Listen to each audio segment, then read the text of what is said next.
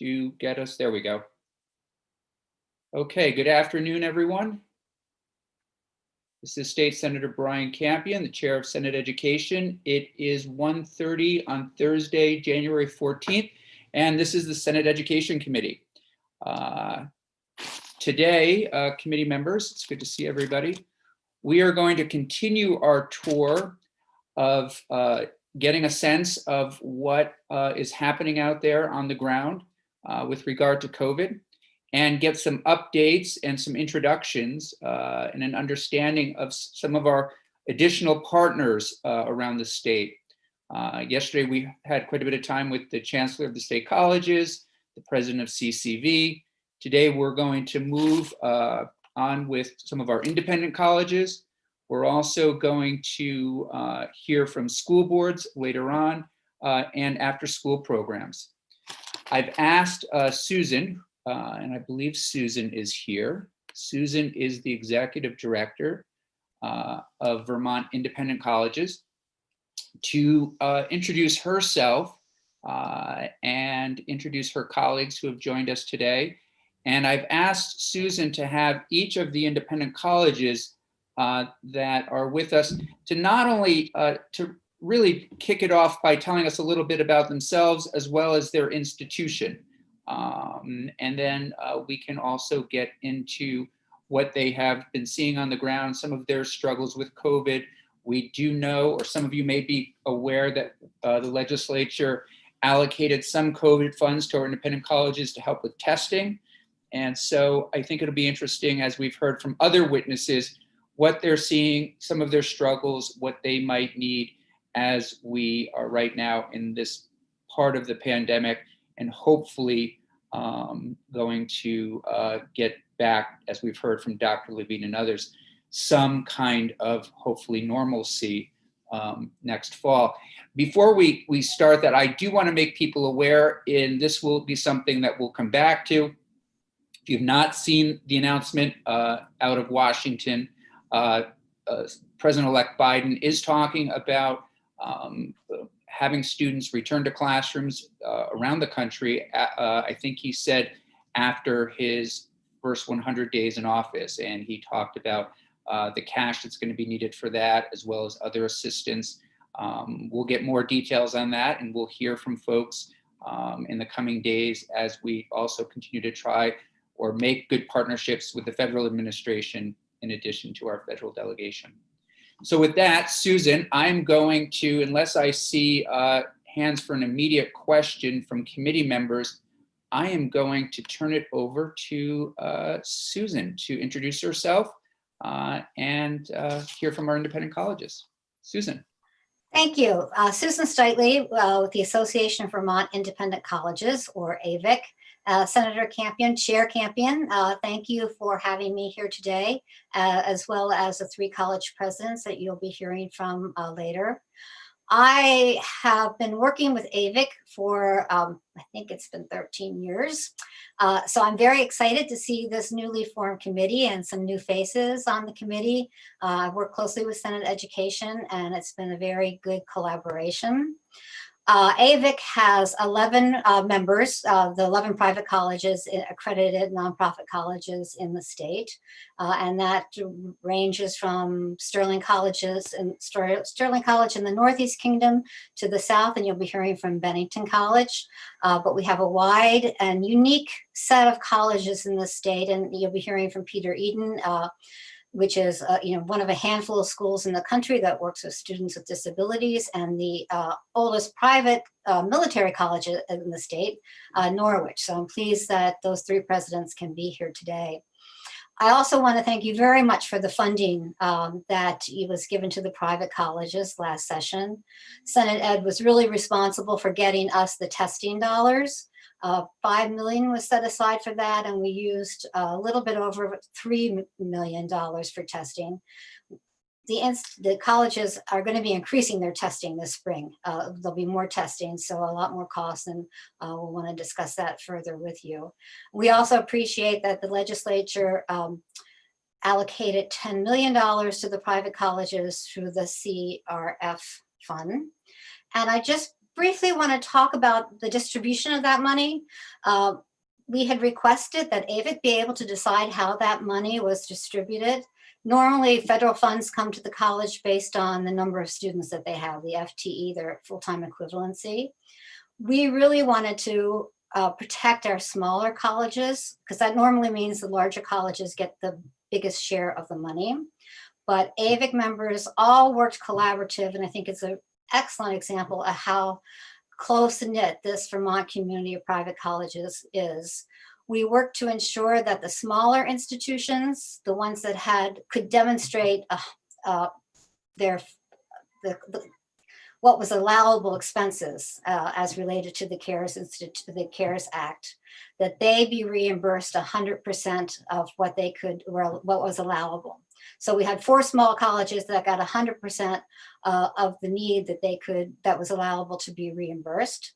Then we divided the rest amongst the remaining colleges, except that Middlebury College, because they have additional resources, they agreed to take less. So it was a very equitable distribution. Middlebury took into account that it had an endowment, and we really worked to support our smaller schools. So it was a really great process. And I would recommend, and Chris, if we'll probably need additional support, that be the process that we use again.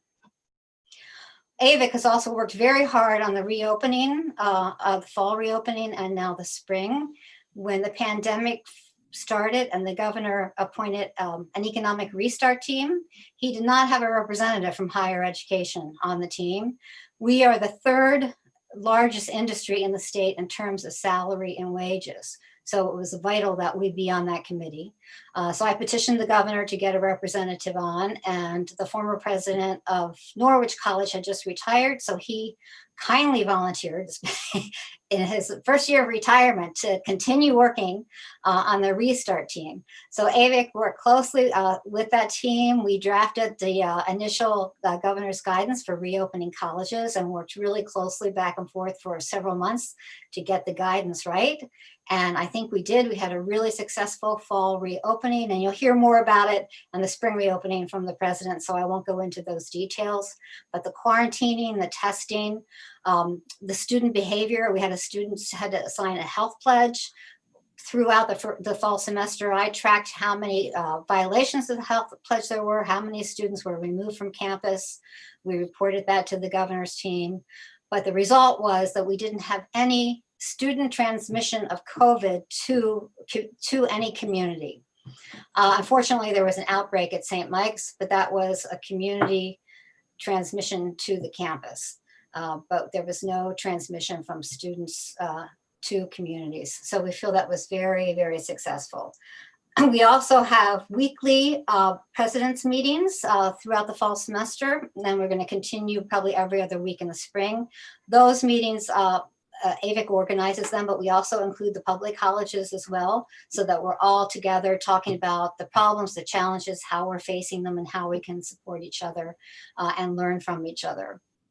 And we also have weekly meetings with the health officials, with Dr. Levine, Patsy Kelso, and Tracy Dolan, and we meet every week with them, the healthcare people from all the colleges, public and private, and that collaboration has been key, again, to a really safe opening for our colleges. So I think the real takeaway is Vermont is very special in that the collaboration amongst the private colleges and the public colleges as well.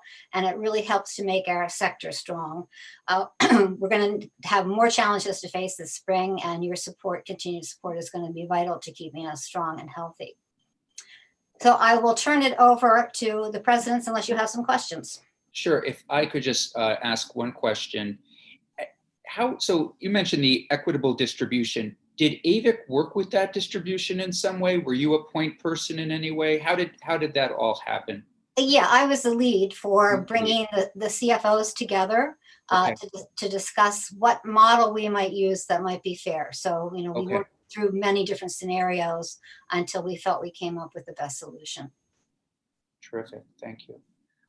Committee, questions for Susan before we move on to And just so folks know, we ran into this difficulty a little bit with Senate Natural Resources and Energy, and I apologize. Sometimes the little hands that people put in the chat or somewhere else, they're not being seen easily.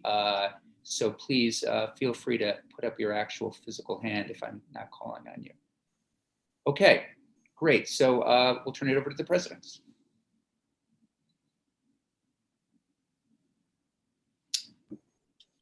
Let's see, Lori, President Walker, I believe you're first on the agenda. Great, Laura, you're muted.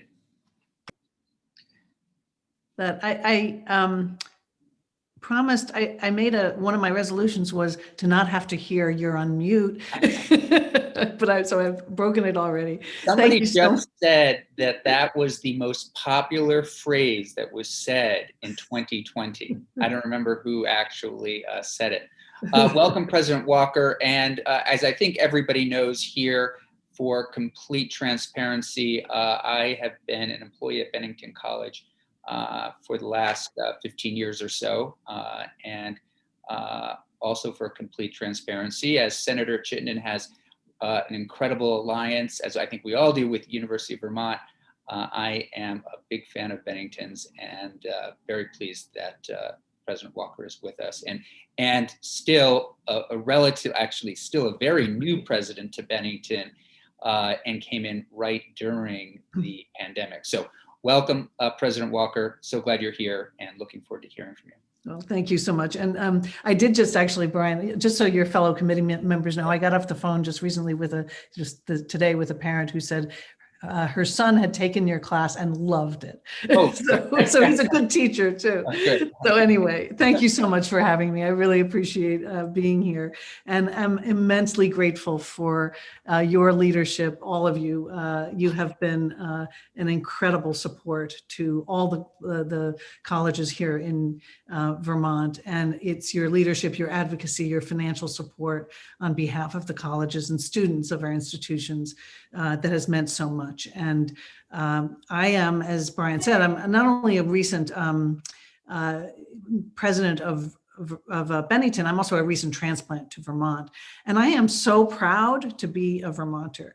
You, the state legislature, the governor, you've taken COVID so seriously and protected the residents of Vermont so well. And I am immensely grateful as a citizen and as a president of a college. I want to just share very briefly a note that I received from a student of ours, because I think it articulates just how essential our cooperation and collaboration during this pandemic has been to them. She said, "I'm following the health and safety guidelines because I want to stay in school. I don't have another place to go, and that's the case for so many of us students." Being in school is so much more for us than just being in school. It's security. It's about having a safe place and having a room and having food. It's a privilege to be here and to be in person. And that's not something I or my friends want to risk in any way. So our students are following these guidelines because they love it here and they want to be here. As many of you know, as Brian said, Bennington College is a national liberal arts college located in the southwest corner of the state in Bennington. We have a small but very diverse population of students. We have 21% of our undergraduates actually are the first in their families to attend a four-year college. International students make up about 17%. And the undergraduate enrollment, the full enrollment is about 800. And there are reasons to be hopeful about next year's numbers. And that's one of the things I'm really proud of right now, which is that it is our track record as in Vermont and in Bennington that has drawn record numbers of students applying to Bennington. And so we are very proud of that. And we all need to share in that. One of the things that makes Bennington distinct amongst its peers is its commitment to an experiential student-directed education that provides hands-on preparation for post-college work. Many of our students have been interns in Montpelier during fieldwork term in person often. We have our fieldwork term is January and February, and this is some of the best work experience they get. Ours was the first liberal arts institution in the nation to integrate classroom study with annual fieldwork experience. 96% of Bennington graduates are employed or pursuing continuing education within 1 year of graduation, and these careers involve meaningful work in their desired fields. And I do want to say, many of our students actually stay in Vermont, and I think that is a really important aspect of why independent colleges are so important to Vermont, because people stay, they fall in love, they find connections, and they want to be here. And building a population of young people in Vermont is one of the goals we all have. We're a creative, nimble, and innovative institution, all of which has served us incredibly well. And the people, I think we've had real success. Just in terms of our COVID numbers, we had only 4 students. They all came on arrival with COVID. And so we then quarantined them, and there's been no other student spread or cases. We have since Thursday, the governor was right since Thanksgiving, the governor was right, and you guys were right that this was going to be the rough time. We've had about 7 cases in the community of employees. Some of them are actually working remote and they never come in. And some of them, I think it's about 4 or 5 have been on campus, but not near the students. So the spread has been not from employees to students, but employee to employee. And that's one of the things we want to, keep an eye on. But, everyone has been noting the success of Vermont, and that is why our domestic applications have increased by about almost 20% this year among undergraduates. So let me just tell you briefly how we've adapted. We had a really fabulous core team working on creating a strategy. We had restrictions on travel. Number one, students' arrival to campus began in the 3rd week in August, and they were staggered to allow for COVID-19 testing and physical distancing during move-in. Parents weren't even allowed in the dorms. To help move in, roughly 2/3 of the total campus housing capacity was occupied the fall. We also had about 20% of the students were living and participating remotely. Our classes were pretty much all hybrid classes. So faculty members were teaching both to a Zoom class and to students that were in their classes in IRL, in real life. Any student who left campus to visit any place outside of Vermont and in any high caseload area at the beginning were not permitted to return. So some people left and then weren't able to come back. And we were following the Vermont guidelines to a T. We expect to follow similar protocols. We had comprehensive testing upon arrival. And then if students, they could quarantine at home in their, if they were driving in, and many of them quarantined at home and then took a test on arrival and then stayed in their rooms until they got a negative test. And we will do that again. I think that the key to our success has been the weekly testing that we've done. And it's interesting, I think that it's not just that we know whether there are cases all the time, if there's a case, because during the term, when we're in session, students can get tested Monday through Friday, and they each have a day, and they get it usually within 24 hours. We do it through the Broad Institute. But it also, I think, adds another level of kind of shared responsibility. Everyone knows they're going to get tested. So it actually helps, I think, people follow and be extra careful. We are indebted to Broad for their excellent testing and for your support of that testing, because as I said, it's so important. In addition to the testing, all students, faculty, and staff are required to self-screen daily to confirm that their temperature is under 100 and to report any symptoms. And we also provide transparent reporting. If you go to our website, it looks at, it will tell you how many cases we have. It'll tell you other violations and other things. We want to be very transparent. I've been communicating to the whole community every Monday, which I think has been really welcome. We've also reimagined campus spaces. Every physical space on campus has been reimagined in accordance with state distancing guidelines. The on-campus faculty and staff population has been calibrated to comply with social distancing and capacity requirements. And most importantly, in some ways, is the promise to one another. Every student, faculty, and staff member using campus is required to sign a commitment of shared responsibility. And this is, it lays out kind of the adherence and the promise to adhere to the state of Vermont's safe and healthy return to campus mandatory guidance, as well as some of additional requirements we have for mask wearing, physical distancing, health screening, travel restrictions, and more. And anyone who refuses to sign the CSR is not permitted on campus. We have not also allowed people from outside the community to come on campus, except for our wonderful neighbors who are allowed to walk their dogs. I think Senator Sears walks his dog on our campus every day. But people are not allowed in the buildings, or unfortunately, because we're missing that wonderful interaction. But I just want to close by saying we are incredibly proud. We are incredibly grateful to you and to everyone who has helped. The additional expenses for all of COVID, we estimate, are going to be over $8 million.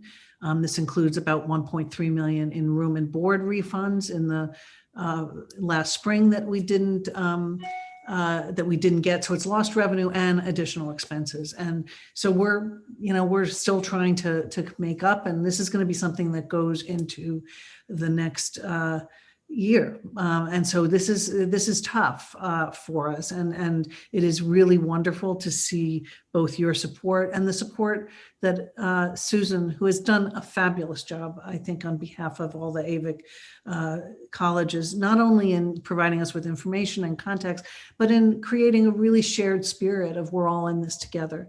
So the third thing I just want to say before I close is we are all in a unique position, and Vermont and its has lived up to its reputation as being bucolic and beautiful, but also I had no idea what a strong and wonderful community this is.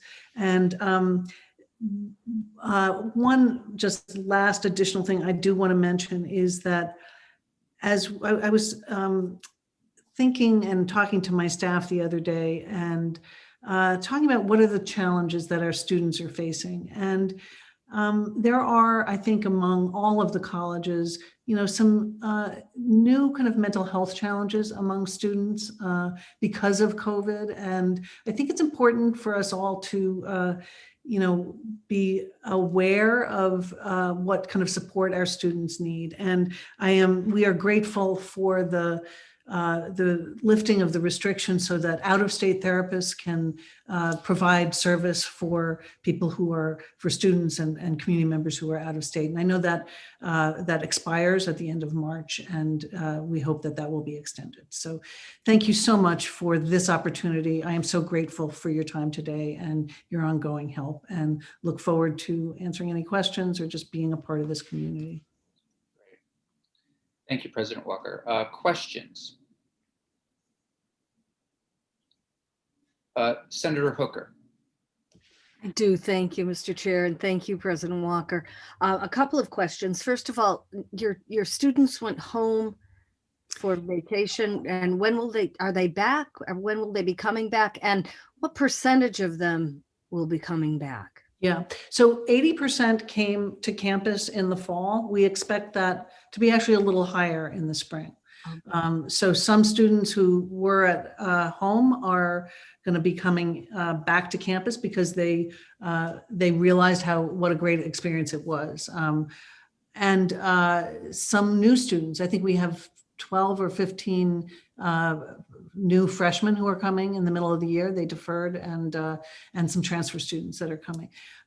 So what we did is we originally had said that they would stay and we would continue hybrid classes through December 11th, which was the end of the term.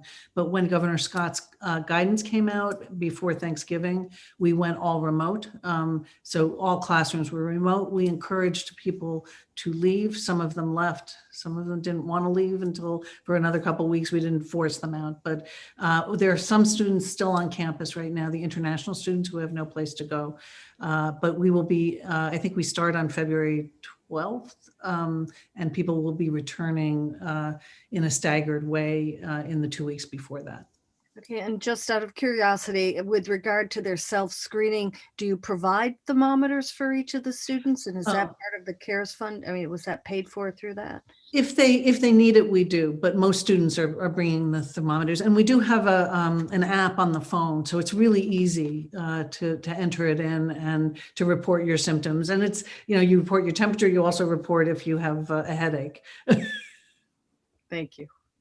Yeah, and I'll just say something about the app. So since I'm on it, right now I get tested every Monday if I want to be on campus at all. Go to campus, a quick test, and then you get a text about, 12, 14 hours later saying that hopefully that you're negative. And then every day you go through and just take a look at the symptom list and see if you have any symptoms. So for those institutions and people that are out there that aren't using that kind of technology, I just have to say it's been absolutely incredible, really incredible. Other questions or comments? One thing I'm wondering is, you mentioned that mental health professionals, it sounds like at one point during the pandemic, were not allowed over state lines, and then there was a waiver. I'm just looking for some clarification. Yeah, you know what, you have the chair of health and welfare with us in the corner, Senator Lyon, who might also be able to weigh in on this. Yes, and Susan, maybe you can help.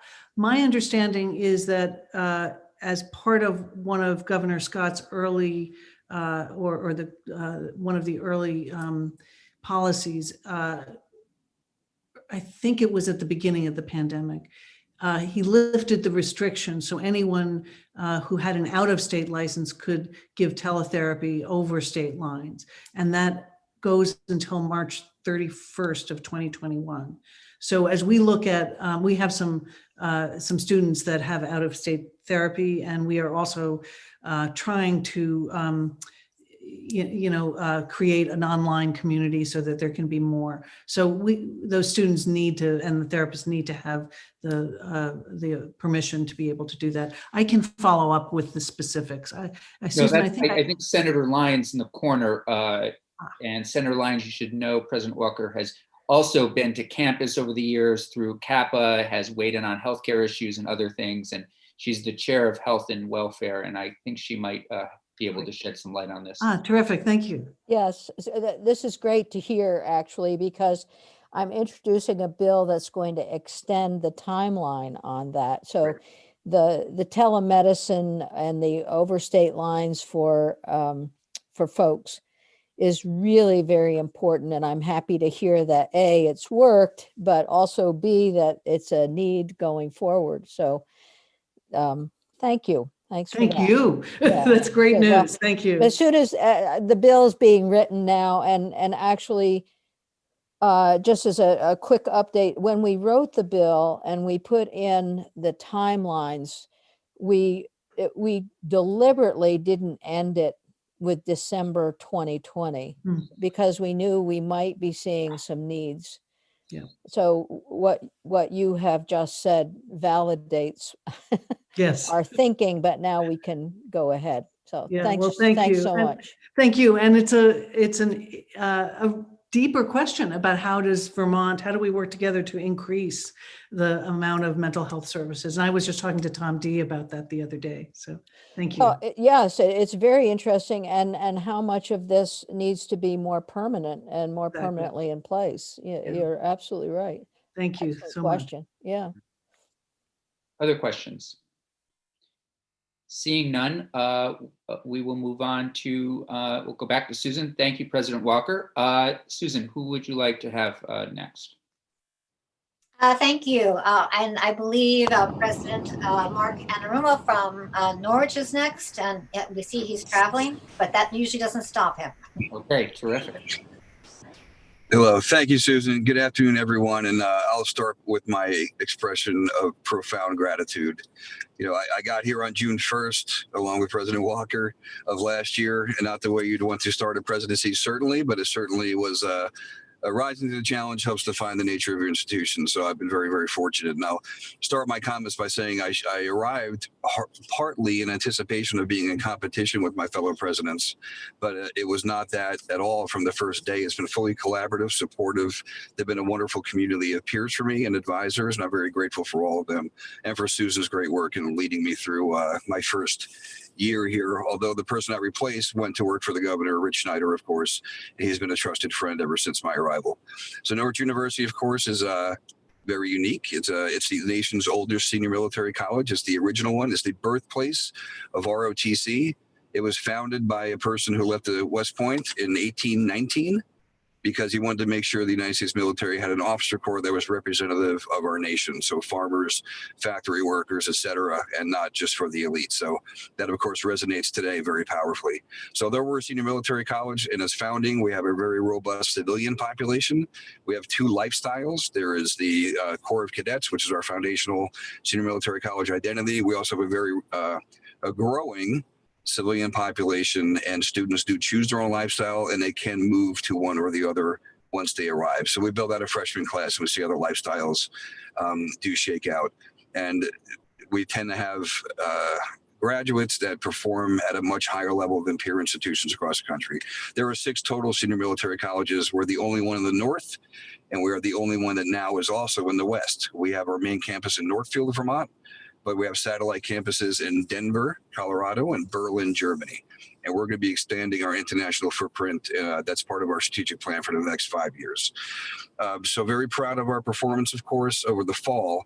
And some of the unique features of the school that I do want to share that help lend to that success. You know, we have 3 identified centers of excellence. A global resiliency center, peace and war center, and a cyber center. Our global resiliency focuses on climate change and how that affects public policy, and they are exceptional. We host several international conferences every year along that topic. In addition to the 3 centers, we have something called the Norwich University Applied Research Institute, or NUWARI. And Nuwari is very heavily involved with Senator Leahy's staff, especially, and he's now going to be the chair of the Appropriations Committee under the Biden administration. So we're very excited about that partnership bearing even more fruit. But we are in execution of many government contracts at Norwich through that Nuwari vehicle. So those are some unique features of the school. I'll be happy to fill in any blanks if people have questions here at the end. But talking through our numbers and how proud I am of the fall term, we did decide to go in person. We incentivized folks to stay home because our model is very reliant upon experiential learning, in-person instruction. We have a very active fitness program, of course. We have the Payne Mountain Trails and the Shaw Outdoor Center, which integrates with the town of Northfield. We have confidence courses outside, et cetera. We have Rooks, our freshman cadets, and there's a heavy physical component. We were able to do all of that through the course of the fall semester. We executed 16,875 COVID tests during the course of the fall term, and we only yielded 16 positive cases from that. And 3 had never set foot on campus, but we counted them against our numbers. And I'll explain how we got to that point in a second. But we had a very deliberate arrival process. It was spread over the course of several days. Parents were allowed to drop off, leave the belongings on the sidewalk, and then the individuals go to the room. We didn't allow anyone non-students inside the buildings. We did a forced quarantine on campus for a full week until we can get a second negative COVID test. We paid our employees to work from home or put them on paid administrative leave if they couldn't work from home, so we didn't punish our employees from something out of their control. One of the things I'm most proud of as a president of my first term, despite all these challenges, we're able to get through the semester and now currently sit in the same good situation. Not a single layoff, not a single furlough. We fully funded all benefits, and we actually funded the increase in healthcare premiums. So I came in and used a phrase to keep the Norwich family together. Many institutions are not able to do such a thing, but I'm very fortunate that we were able to do so. So like I said, with the 16 cumulative cases, we also had a full sports athletics program.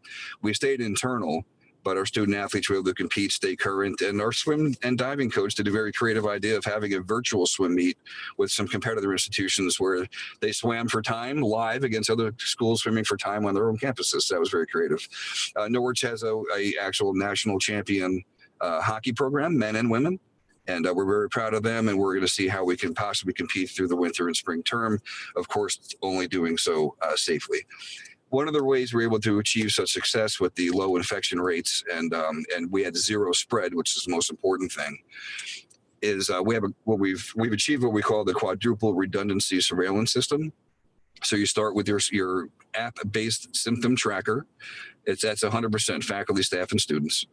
And they self-report, or we incentivize the students. If you have a single symptom, you stay in your room, you make the call. We send the nursing staff to your room. They give you an evaluation, and then you are either released or you stay there until we get your test back. We also put aside 70 dorm rooms or bed spaces, and we have a facility off campus now that has 16 bed spaces. It's a private home that we renovated. So if we do have a symptom, or we have a test that comes back as inconclusive, we'll move the student to that area to reduce the potential of the threat. So we have the symptom tracker, as I said. We have passive temperature sensors around campus. So when it walks past, much like the Burlington Airport, you have the camera and it'll say, here's the form walking by, that's your temperature. Then we can pull reports from there and say, did we have a temperature spike in these given areas around campus? Then we can target surveillance testing more aggressively. So that's the second redundancy. The actual physical testing, last term we did, everyone got it every 3 weeks at a minimum. If they wanted to do more often, they did. Anyone competing in athletics or the military training curriculum got it every week. So we did get through the fall term with obviously the 16,875 tests. This semester, we're starting with 100% faculty, staff, and students will get the test every week.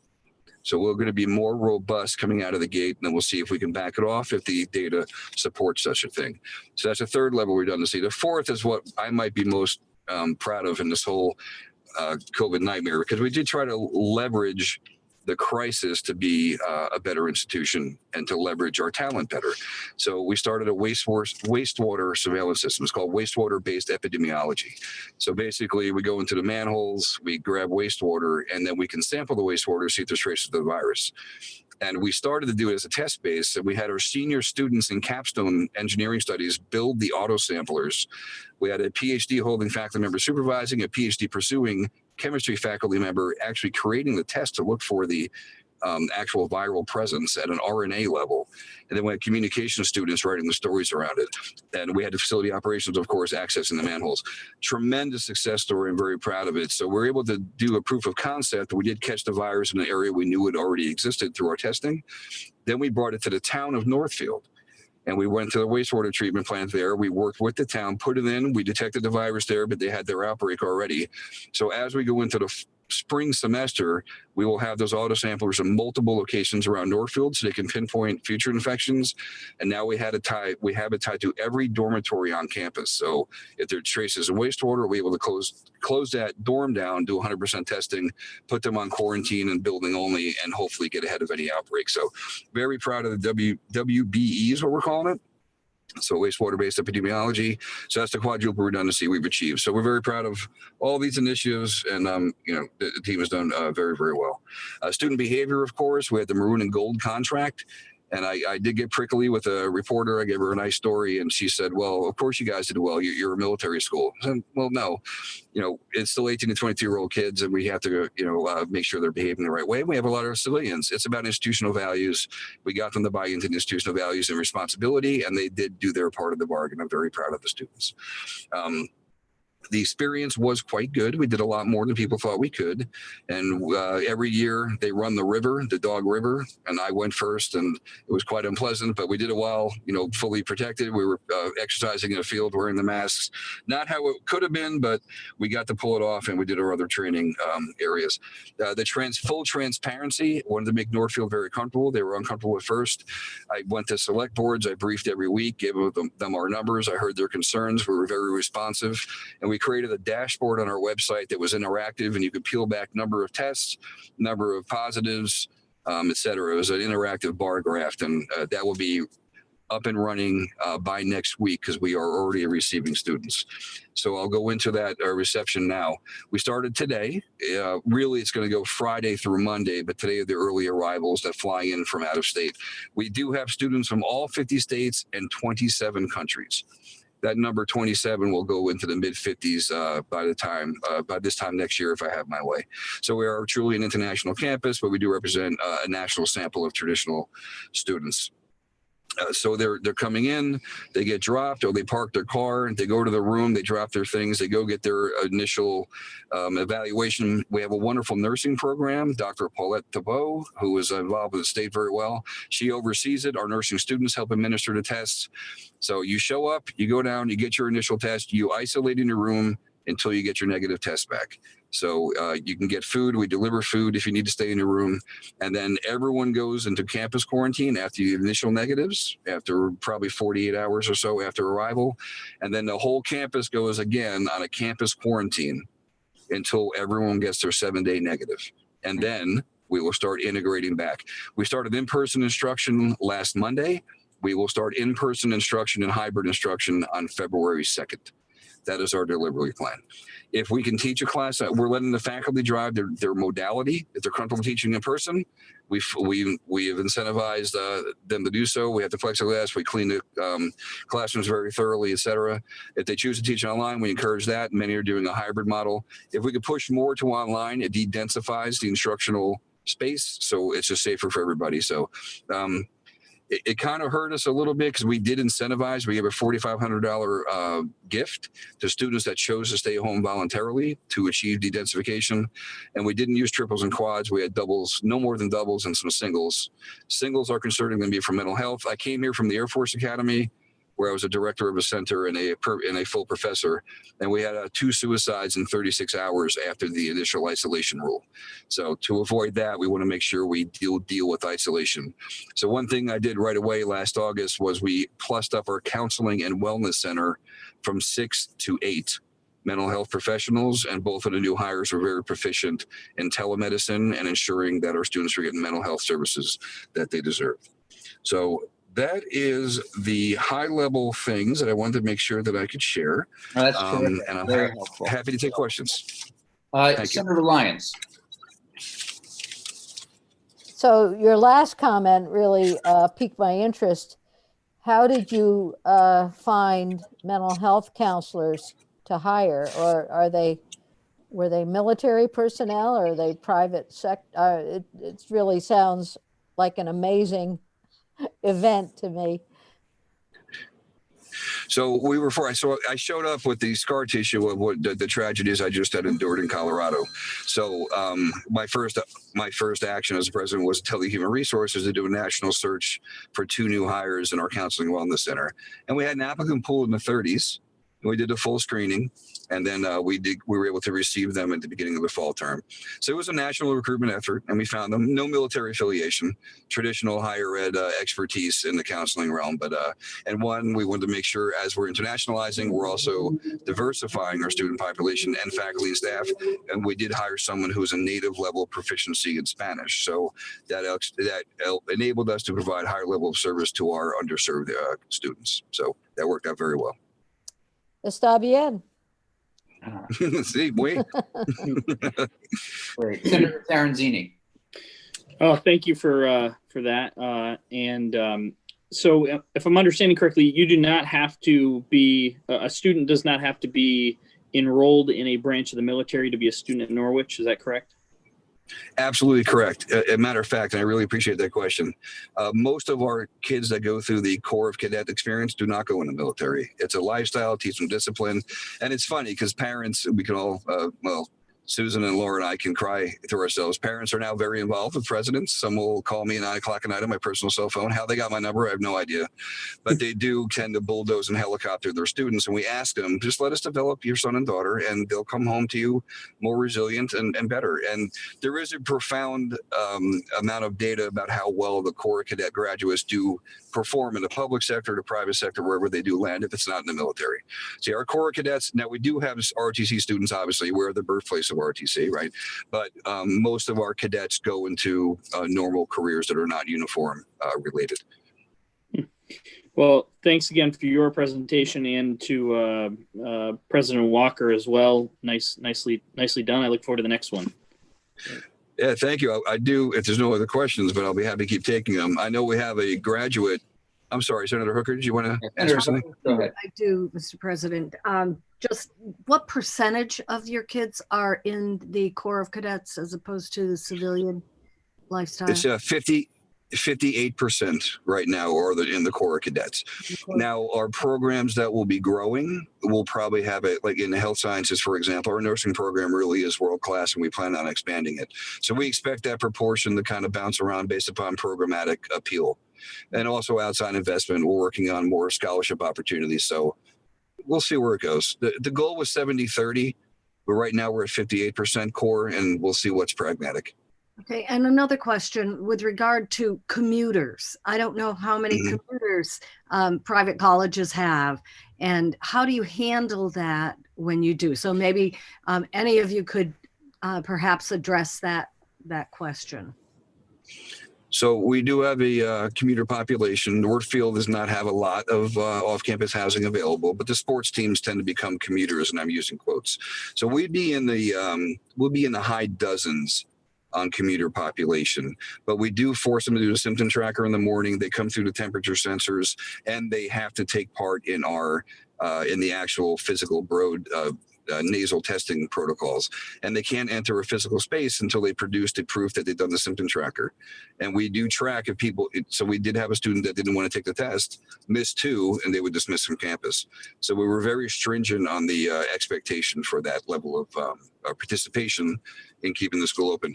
And I was most proud, one of our senior female students who wanted to be in a leadership position for that year, she coined the phrase, "Wear your mask so I can wear my uniform." And the self-policing that was achieved by the students really is where I think we turned the tide. It was pretty exceptional. Right. President Walker, commuters, I'm not. I guess there are 2 kinds of commuters. One is students who move off campus and become commuters, and we have a few of those, maybe 2% of the population. The other is, people who live in Vermont who want to come to Bennington, and that's an area that we want to increase. And through affiliation agreements with community college and other, other ways to get adult learners and other people. We do have community members who are taking classes at Bennington, and we love that. Most of them, in fact, the environment has helped us increase that, which has been terrific. Great. Okay. Thank you both. President Eden, is it pronounced Eden? Am I getting it correctly, Peter? Yes, thank you. Terrific. All right. Well, welcome, and we'll turn it over to you. Thanks very much. Let me start at the end, okay? Sure. Thank you all so much. Not just myself, but all of the families and all the students who were able to attend Landmark College, and the 200 employees who were able to keep their jobs. I don't need to tell you all of the crisis facing Southern Vermont with small colleges going under. A little bit about myself. My background is in molecular and cellular biology. I worked in the biotechnology industry before making a shift. Everybody thought I was crazy. I made a shift to higher education, and it was the best thing I've ever done. I can't believe I had the guts to do it. The saying, that which you possess is that which possesses you. I didn't possess too much back then. I guess I was young enough, but I made that switch, and there was a professor, a dean, and now starting in 2011 came up to Landmark College, which makes me, right, Susan, the longest serving private college president in Vermont. I think so. So when I came to Landmark College, Susan mentioned Landmark College is one of a handful of colleges that services students with disabilities. Somewhat true. We're one of 2 colleges in the nation that has a devoted, dedicated model for students with learning differences. We don't call them disabilities necessarily. We serve only students with dyslexia, ADHD, autism, executive function challenges. These are smart, college capable, maybe not college ready, but college capable students. That's our thing. When I came in 2011, not to dance on the departed, my predecessor did a fabulous job, but we were a 2-year school, which is a misnomer, an associate degree granting college with 2 programs. And I dare say a little bit like the bad medicine your mom makes you take. Students went there for a reason, because of their LD. Well, what we did is we realized students must have pride. We need an alumni base. So we immediately implemented baccalaureate programs. So today we have associate degree programs. We have short-term programs in the summer. We have a growing online enterprise, including starting a micro campus in the Bay Area to support our online programming for those in the area. And we have growing numbers of bachelor's degree programs. So we are at once unique in a specialty college, yet also traditional. We know that, your greatest strength is your greatest weakness. For us, it's LD. We change lives. Parents love us. Not every student coming out of high school wants more special ed. They don't grow up thinking, I'm going to go to a special ed college.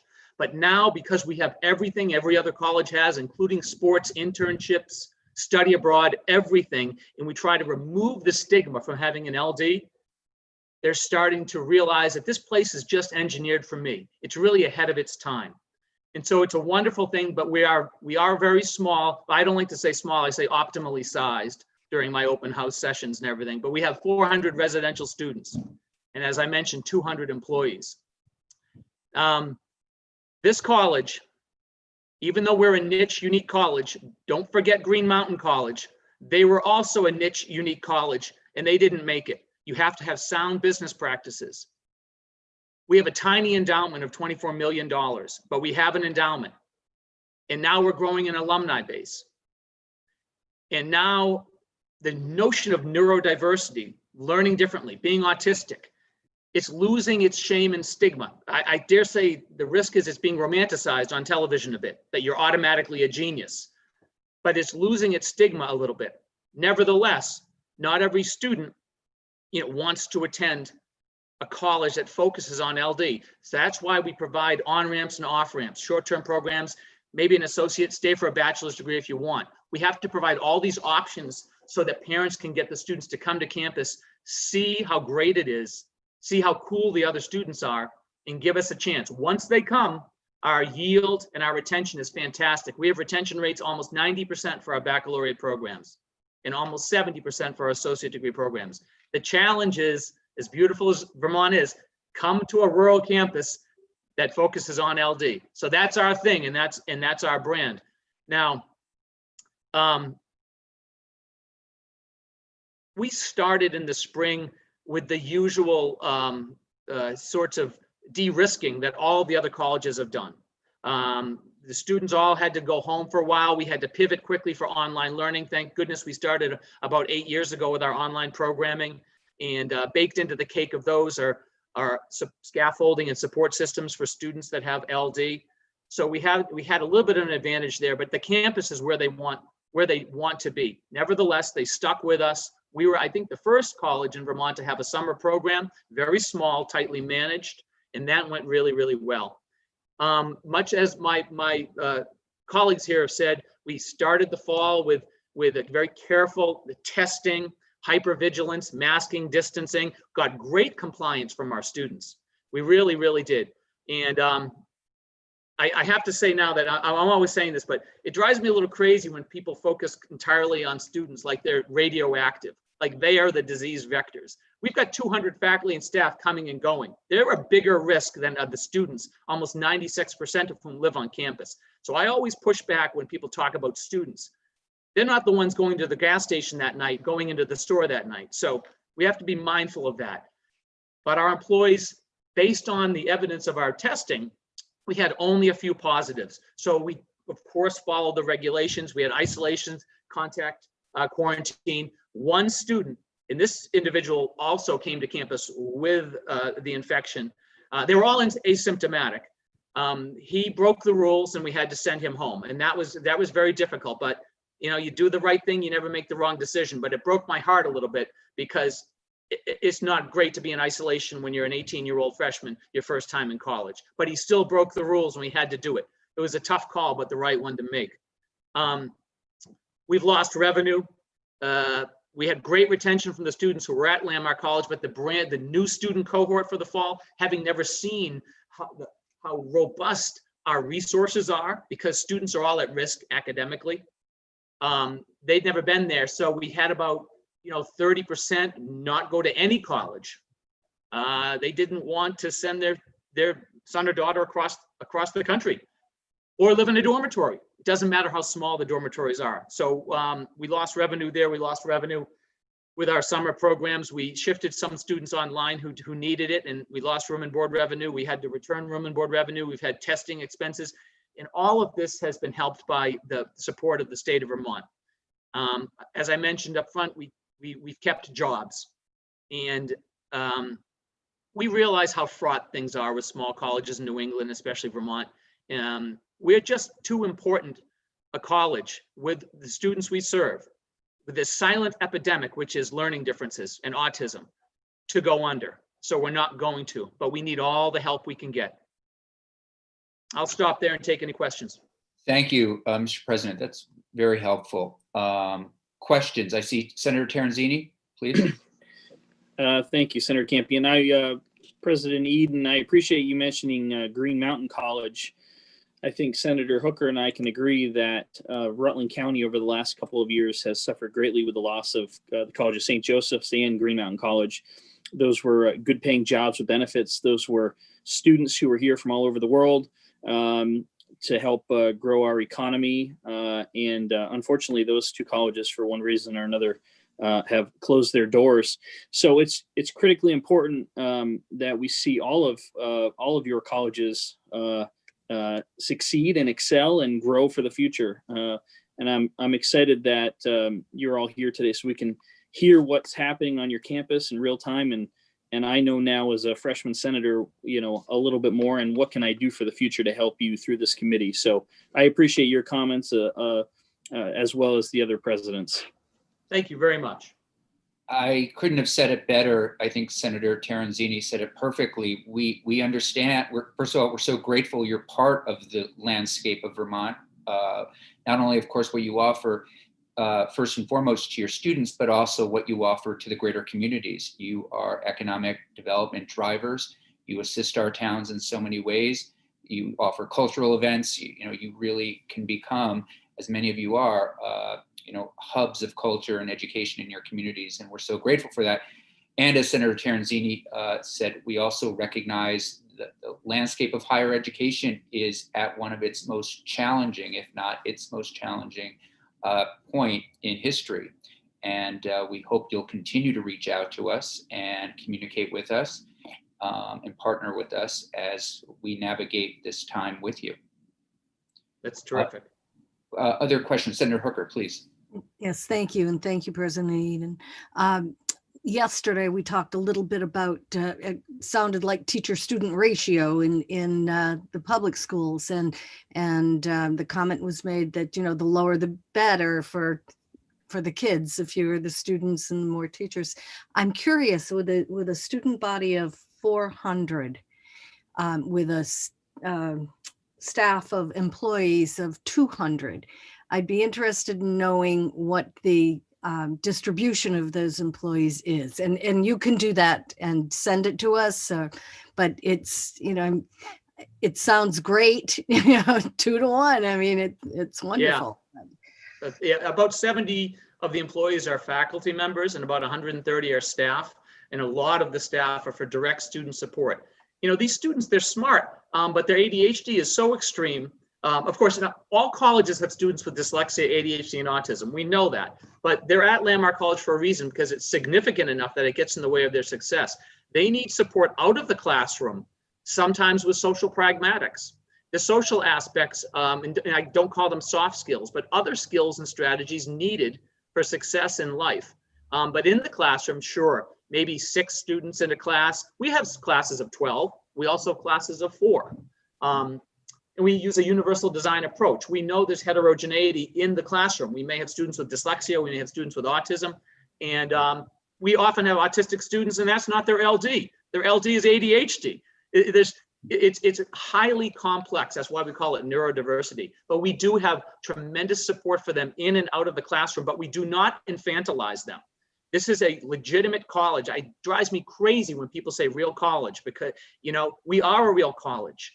We have standards. I've been at 3 institutions and I've never seen so little grade inflation as I do at Landmark, probably because we know the stakes are high for these kids. If we just see them through and they transfer to any place, Ivy League school or community college, and if we didn't really test them and give them skills and strategies, they will fail and we'll lose our reputation. So it's really quite rigorous at the college, but they get a lot of chances as well. You know what it really is? We talk about the science and the art, universal design and everything. A lot of it is the fact that it's all we do. This is not a program. There's no shame. I'm in the program like I was in high school. Every student has rolled the same boulder up the mountain. They never have to hope for the right calculus professor because everyone gets it. And when they come onto campus, they realize, wow, this place is built for me and I don't have to worry about having a deficit. Then they blossom. Challenge for us is to get them to come to rural Vermont at our price. And I'm comfortable talking about our price tag. We are extremely expensive. When I came in, we were the most expensive college in the nation. It was us, NYU, and Sarah Lawrence. And my board chair sent his kid to Landmark and then Sarah Lawrence. So he joked about how much it cost him for college for his kid. But we're a nonprofit. We don't make a nickel. As a matter of fact, we've struggled with deficits the last 5 years or so. So our price is $74,000 a year. It's enormous. Do we give away scholarship? Absolutely, as much as we can. A net price, the average amount paid, is not too different from a lot of other colleges. And I think this is one of the reasons why you don't see more colleges. It costs a fortune to run a college like this for these smart kids who are not going to get a college education, and they're not going to fill all of the needs in society and industry because they won't graduate. We have to support them, and it costs a lot of money. So those things work against us when we have people looking for colleges. I have no problem talking about that. And honestly, I think we're the 35th most expensive college. We don't put that on a bumper sticker either, trust me, okay? But we've done our best to keep the price down, but it still costs a lot for this model, and it challenges us in many ways. But we're trying to raise a lot of money for scholarship, and we've had a great success with fundraising. Thank you. Susan, do you in any way, as the executive director, partner with economic development or tourism as they sort of market Vermont, if you will? Is there a role there for our independent institutions? To be honest, And it might not even make sense, but I'm just curious. no, I have tried, and for several years I did attend the tourism and marketing monthly meetings, trying to drive home to them how important we are to tourism and bringing people into the state. Yeah. And not that they don't understand that, but I couldn't get them to promote us more. They did some, but we did manage to get them to put, when they developed their website, to put colleges on there.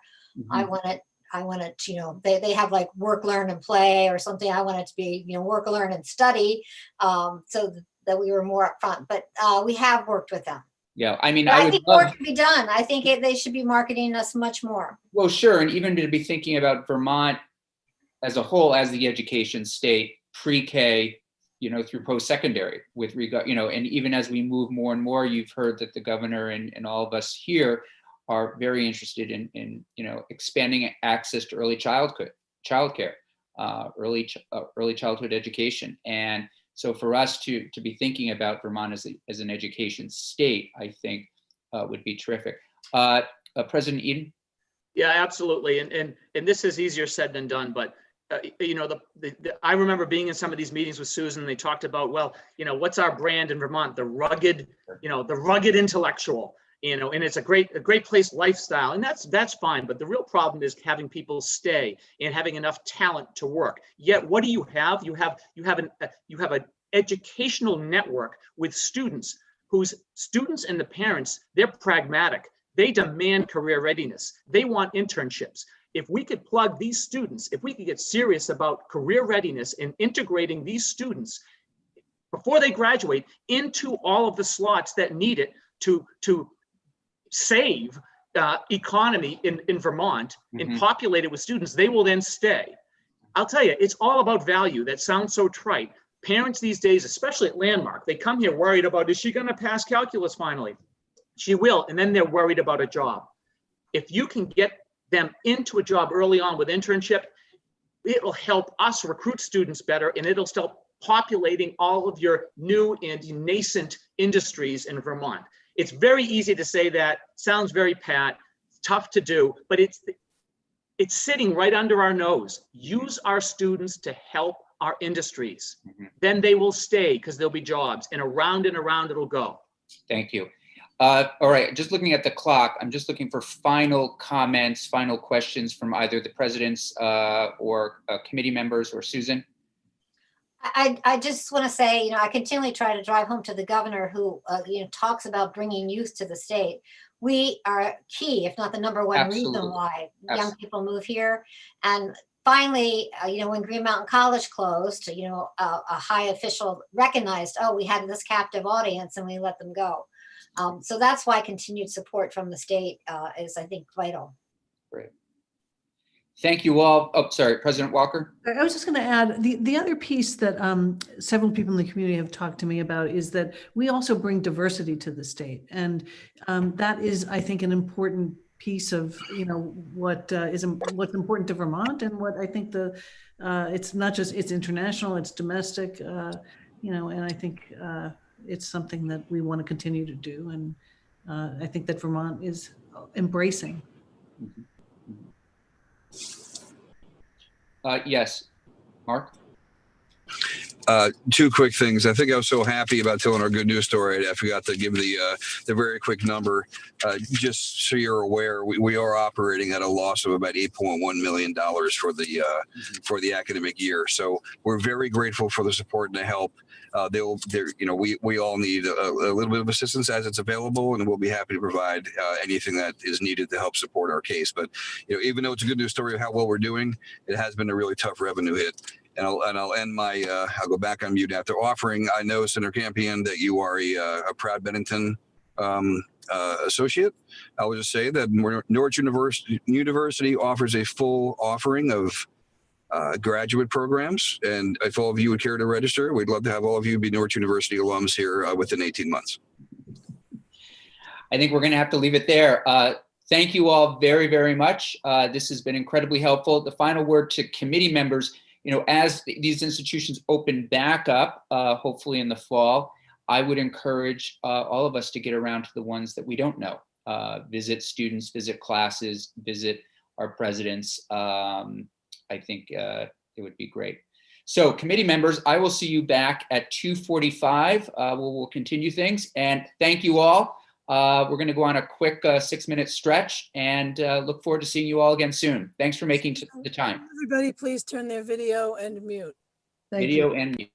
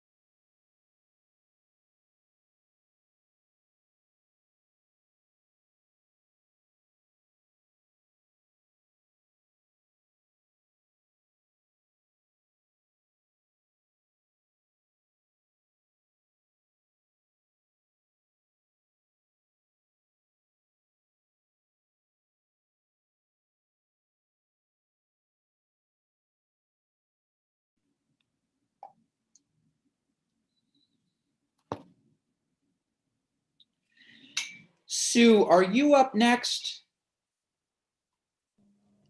I think I am. Terrific, terrific.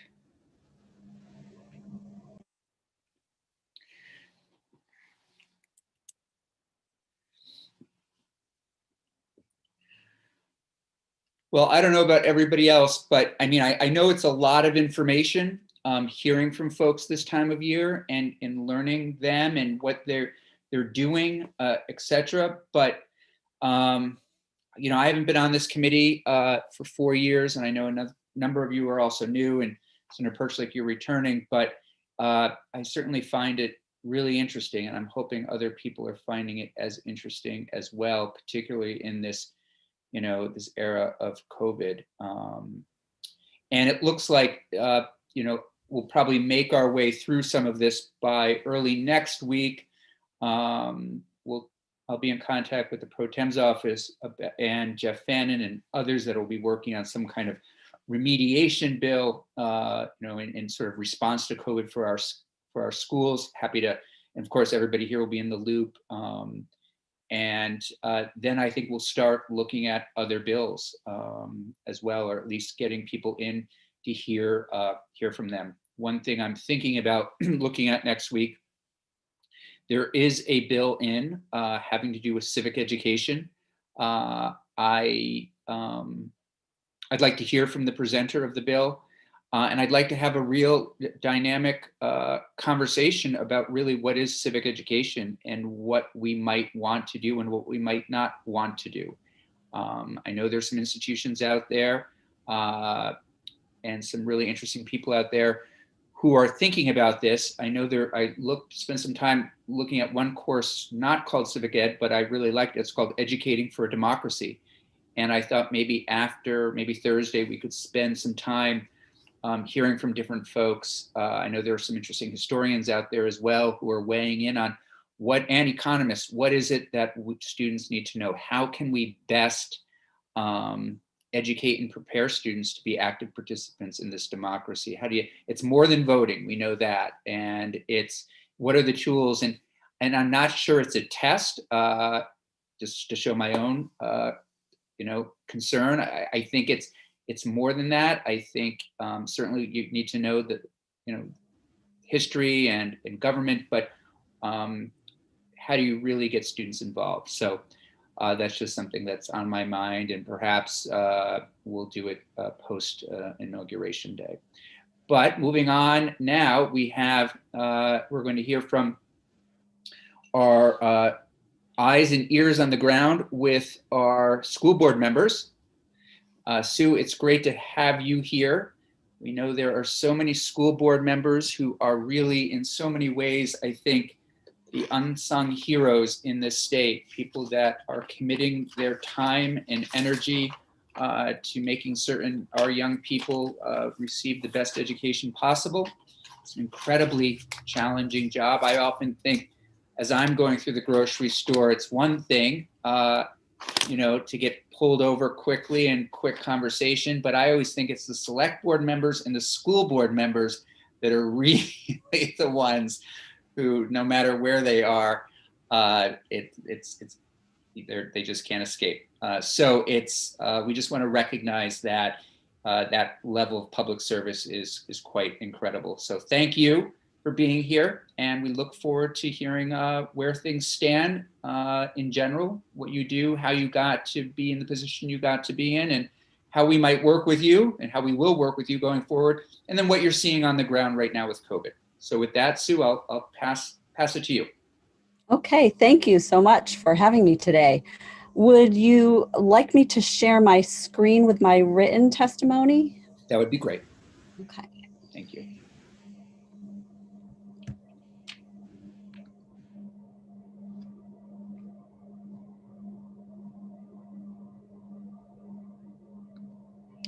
Can you see it?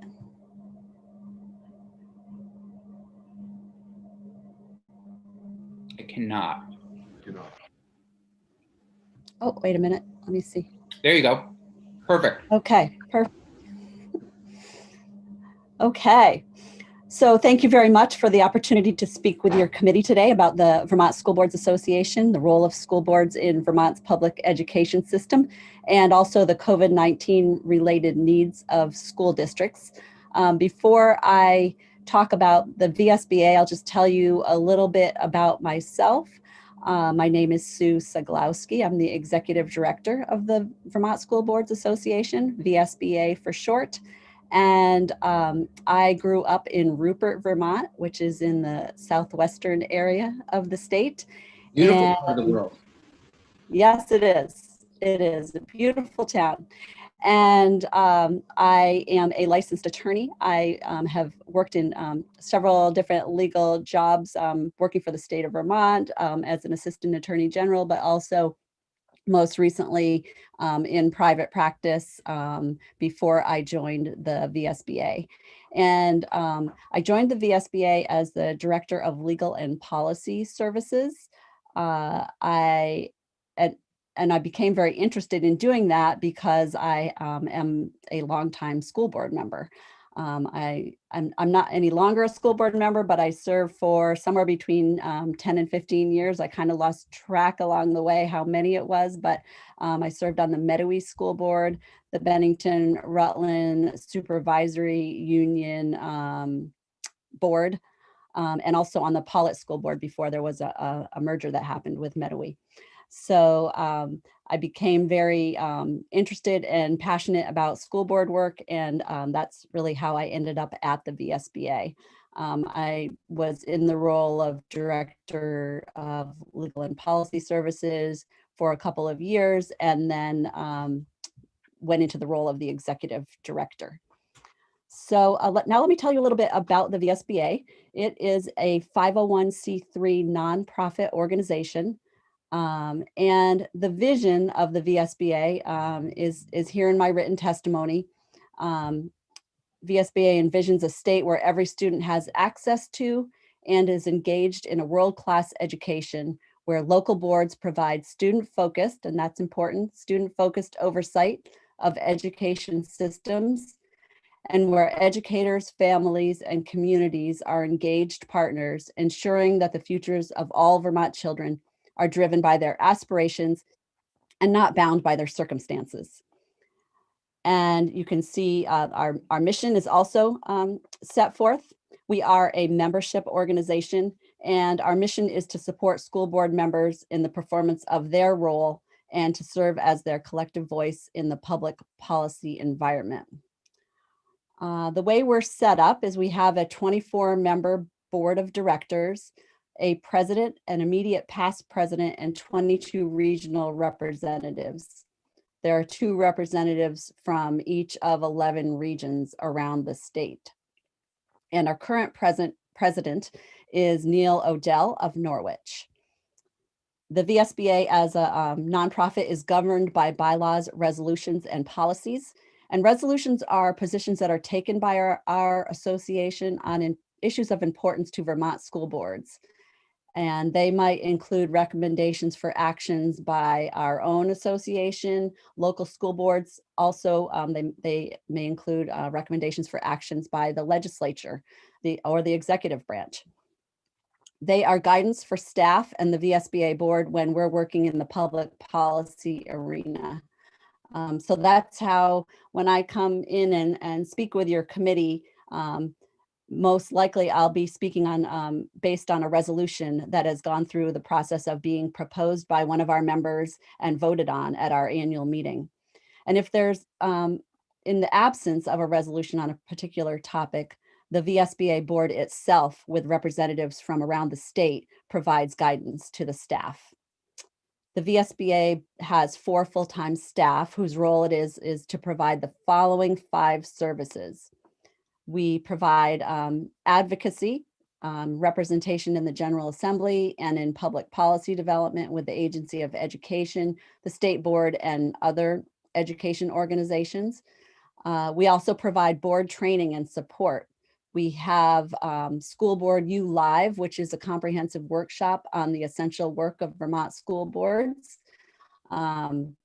This year, we might not be able to have it live, but normally we do. And then we have School Board U Digital, which is a series of monthly webinars on relevant topics of interest for our members. We also provide on-site workshops, extensive website resources, and customized board development, including board retreats. We have an annual conference and also regional meetings. We also provide consulting services. So we support member boards with operational or management challenges and also strategic planning needs, and help them with superintendent searches and evaluations, strategic planning, governance transitions, and boards that would like to use the policy governance model. We help them with that. Fourth thing we do is communications. We provide all members with regular information updates through our website, through emails, through a quarterly newsletter, and also regular legislative reports. We also publish the Vermont Education Law Book. You may have seen it. It's a green book that has all of the education laws of Vermont in one book, in one location. And we publish a book called Essential Work of Vermont School Boards, which is a model for effective education governance. The last service that we provide to our members is legal and policy services. And that is a service that provides them with consultation regarding legal questions, updates on changes to the laws and regulations, and training for boards and superintendents. And in conjunction with the Vermont School Boards Insurance Trust, which is VSBIT, the VSBA also publishes model school board policies. And we conduct policy audits as well. Next, I'd like to talk a little bit about the role of school boards. School boards are not involved in the day-to-day operation of schools. Their job is really to provide a high-level, student-focused oversight and assure the delivery of an effective education program in their communities at a reasonable cost for taxpayers and in accordance with state and federal law. And they have 6 areas of responsibility at the local level. The first thing they do is engage the community to establish a vision for the school district. They also adopt policies, hire a superintendent and establish clear expectations for the superintendent, develop a budget and provide financial oversight, monitor progress toward the vision that they've established with their community, and operate in an ethical and effective manner. So I've told you that school board service is near and dear to my heart, and to serve on a school board is really to uphold the great American tradition of a free public education for all. This tradition forms the foundation of our democracy, which is a well-informed citizenry. It's extremely important that students develop critical and independent thinking skills and that they understand how history can impact the future. Simply put, education is crucial and central to the future of our state, and school boards play an important role in Vermont's education system. I'm going to now move on to COVID-related needs of Vermont school districts.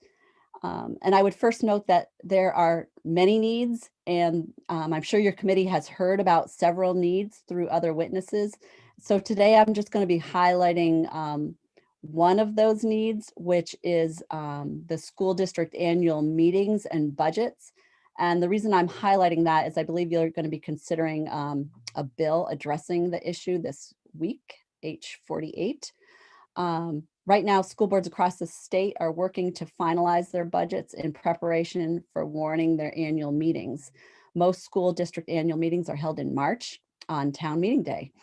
And as you know, the ongoing pandemic is presenting significant challenges in running safe elections, especially for those districts that vote from the floor. Under Vermont law, only a vote of the school district's voters allows a district to switch to an Australian ballot system. But the legislature passed Act 162 last fall, which allows a school board itself to vote to use the Australian ballot system this year if they normally vote from the floor at the annual meeting. And additionally, the Senate will be considering H48, which authorizes school boards to vote to move their date, their 2021 annual meeting date to a date later in 21, and also to require the municipal clerk to mail the Australian ballots to all of the active registered voters. We understand the General Assembly is on the course for an expedited passage of this bill, and in light of importance of this action to local school officials, we want to ensure the committee understands the effects of H48 on school districts, especially the provision allowing municipalities to move the date of their 2021 annual meeting. There are many school districts that are now in unified union districts that cross town lines, and they include several towns. I spoke with a school board member earlier this week from a unified district that includes 9 towns, and that board is anticipating the passage of H48. And so it's communicating with those 9 towns about plans for its upcoming annual meeting and coordinating with those towns. So far, 6 of the 9 towns seem to be on board to coordinate with the school district by not changing the date of their town meeting, but there are 3 towns that have not decided yet how they're going to proceed. So if those 3 towns decide to move the date of their town meetings, it raises logistical and legal questions for the school district's annual meeting. And so many, questions, in fact, that the school board will need to have its legal counsel attend its next meeting to ensure that it makes an informed and legal decision and prepares its warning properly. So because of the complexities involved with allowing changes to the date of annual meetings, it's important that state officials take the lead with an organized communication strategy to encourage towns and school districts to align their votes. Clear, concise, and timely communications starting now are critically important so that school boards can consider the implications of the legislation in their preparations, which are happening this week and next week. VSBA provided a webinar yesterday with the help of the Secretary of State's office to provide school board members with the most up-to-date information on H48 and answer questions. Questions were answered for an hour, and at the end there were still 32 unanswered questions, which are going to be answered, and the answers will be sent out to everyone who attended the webinar. We had over 75 people attend the webinar. We're also working with the Vermont League of Cities and Towns to send a unified message to school boards and select boards on the importance of coordinating and aligning their annual meetings this year. This year's budget process will be uniquely challenging due to the economic crisis caused by the COVID-19 pandemic. We're hopeful that Vermont communities will continue their tradition of supporting public education by approving school district budgets. When the VSBA has more information about the status of school budgets as the voting occurs, I would be happy to come back and update the Senate Education Committee on that. In conclusion, I'd like to thank you for the opportunity to speak with your committee today. I look forward to working with you to address COVID-related needs of school districts and ensure a high-quality public education for every Vermont student. Thank you.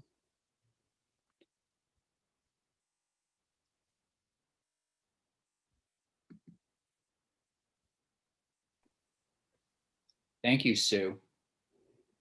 Very helpful. Questions or comments for Sue? Senator Perchlik, please. I would just let Sue know that we passed that H48 today. Thank you. I wrote that a couple days ago because I was supposed to testify Tuesday, I think, and then it got moved to Wednesday and then today. So yes, thank you. Yes, thank you for your flexibility, Sue. As you can tell, I'm new to the job. You were supposed to testify Tuesday, Wednesday, now you're on Thursday. I apologize. Yeah. I'll get it. Thank you. Other questions, comments? Yes, Senator Hooker, please. Thanks. Sue, thank you for your testimony and thank you for your work. Certainly as a school board member, I agree with Senator Campion that school board members and select board members are the ones who bear the brunt of the public questioning. Anyway, how many school boards are there in the state and how many of them belong to your association? The way that our membership is set up, it is by supervisory union or supervisory district. And there are 55 of those in the state, and 53 of them are members of our association. That's great. Okay. There's roughly 800 school board members in the state, individual people. This goes to Senator Lyons' comment this morning in committee when she said she's impressed with the number of volunteers we have in this state and the work that gets done by volunteers. Thank you. Absolutely. Senator Perchler? Yeah, not to bring up a potential sore subject, but on Act 46, in the interest in some new districts to allow, you know, some school boards wanting to leave their districts. And I just wondered, I know in the past, the school board association has sometimes had a different opinion, different view on the consolidated districts than the superintendent's association. So I wondered if you had anything to say about those towns that are trying to get out of their quote unquote forced districts. The only thing I would say at this point is that it is, the law does allow that currently to occur. Right. Okay. So you don't think there's a change or a need to change the law in either way, either be more permissive or less permissive? Our association hasn't taken a position on that yet. That's something that the VSBA Board of Directors would need to consider to take a position on. Okay, thank you. Senator Chittenden? First of all, I want to thank all of the school board members out there. It is tireless work. So I just echo the comments from Chair Campion, but I want to pick up on Senator Hooker's comment there.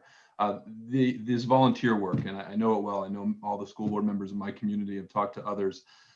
What would you say to my constituents out there that often comment, if not lament, that when our volunteer school board members are negotiating with teachers, and again, I'm married to a teacher, I love teachers, when they're negotiating with teacher unions, there seems to be an imbalance with professional negotiating experience. Do you have a position on the SBEA sorry, the school board, is it SBEA or your initials? My apologies if I got your acronym. VSBA. VSBA. What is your general thoughts on how active, involved, and how much is there enough support for school board members to feel like they are negotiating as best they possibly can when it comes to working with teachers unions, and finding a fair and equitable deal for working conditions for our very important educators in the state? That's a very good question. That's definitely an area of focus for the VSBA, and we do provide collective bargaining supports. So yes, we're aware of the need for sure. Sue, do all school board members take the training? Is there a training once people get elected? Is there a process there, and is that something everybody participates in, and that might cover, you know, ethical behavior, all that kind of thing, or is it optional? It is optional for new board members. We do provide a new board member training, and not all new board members take part in it. There is a certain amount of training that is required for board chairs to do with their superintendent by law. I believe that's 8 hours. But not for every board member. So folks know, senators know, there's a situation in Bennington now, you may be aware of, Sue, where a board member has said a number of horribly racist, derogatory comments, and there's no way at this point to remove that board member, because it's neither in the bylaws nor is it in the charter, which I think would need to be changed. So the community has struggled with this. It looks as though because of timing, there might not be anything that can be done, and that it might just have to wait and go to the voters, which is tragic given, a lot of these comments are directed at children, and he's there to to help and assist. And so it's it's just something that, I guess the one thing I'm wondering is if whether or not your association has taken a position on this, and actually more importantly, are you a resource for the school board members that have been trying to find a solution, which might, as I said, be removal? Are you that kind of resource? That might be the better question. When there's an issue like that, can people call on all of you for legal advice, to work directly with the legislature to help move something along, et cetera? Yes, we are a resource, and we actually have a book that I mentioned, The Essential Work of School Boards, and in that book we have a set out a process that boards can use to deal with challenging behavior of a board member. So I often provide that. I provide that to board members when they contact me with questions that are, similar to the one that you're referring to. There is no way for them to easily remove a board member, but there are possibilities of censorship and things like that. So the process sets out, it's a very clear process that we've set out. I'd be happy to share it with you. Have you been in contact with the school districts down here? Have they been in contact with you looking for assistance in this regard? Yes. School board members. Okay, terrific. Thank you. Good. Senator Hooker? Yeah, going back to H48, we did pass that bill today, and your testimony suggested that there were a number of questions, and I've heard from some school board members as well. Does the association support the change? And is the association working with those municipalities to get them to sync with the dates so that things are a little more consistent? Yes, we are working with the Vermont League of Cities and Towns to get out a unified message with the two organizations to select boards and school boards to encourage them to work together as much as they possibly can. I'm sure you're aware of the $2 million that has been set aside to pay for the mailing of ballots, and the way to make efficient use of that money is to make sure that that their towns and the school districts are coordinating. So yes, we are definitely working on that. We're hoping to hear some messages coming out from the state level to that effect as well. Okay, thank you. Sue, are you involved with recruiting at all? I mean, it's not a party, for example, affiliated office. Does your organization look to recruit people to run for the school board? We don't necessarily look to recruit them, but we definitely look to educate people about school board service and what it entails and how important it is, and in hopes that will become interested in running. It's a hard sell, a lot of work for no pay, and people are always mad at you. Yeah, right. Yeah. Yeah. Can you advertise it that way, Senator Chittenden? Senator Lyons? Yes, underpaid and overworked. Although I really enjoyed my school board work when I was there.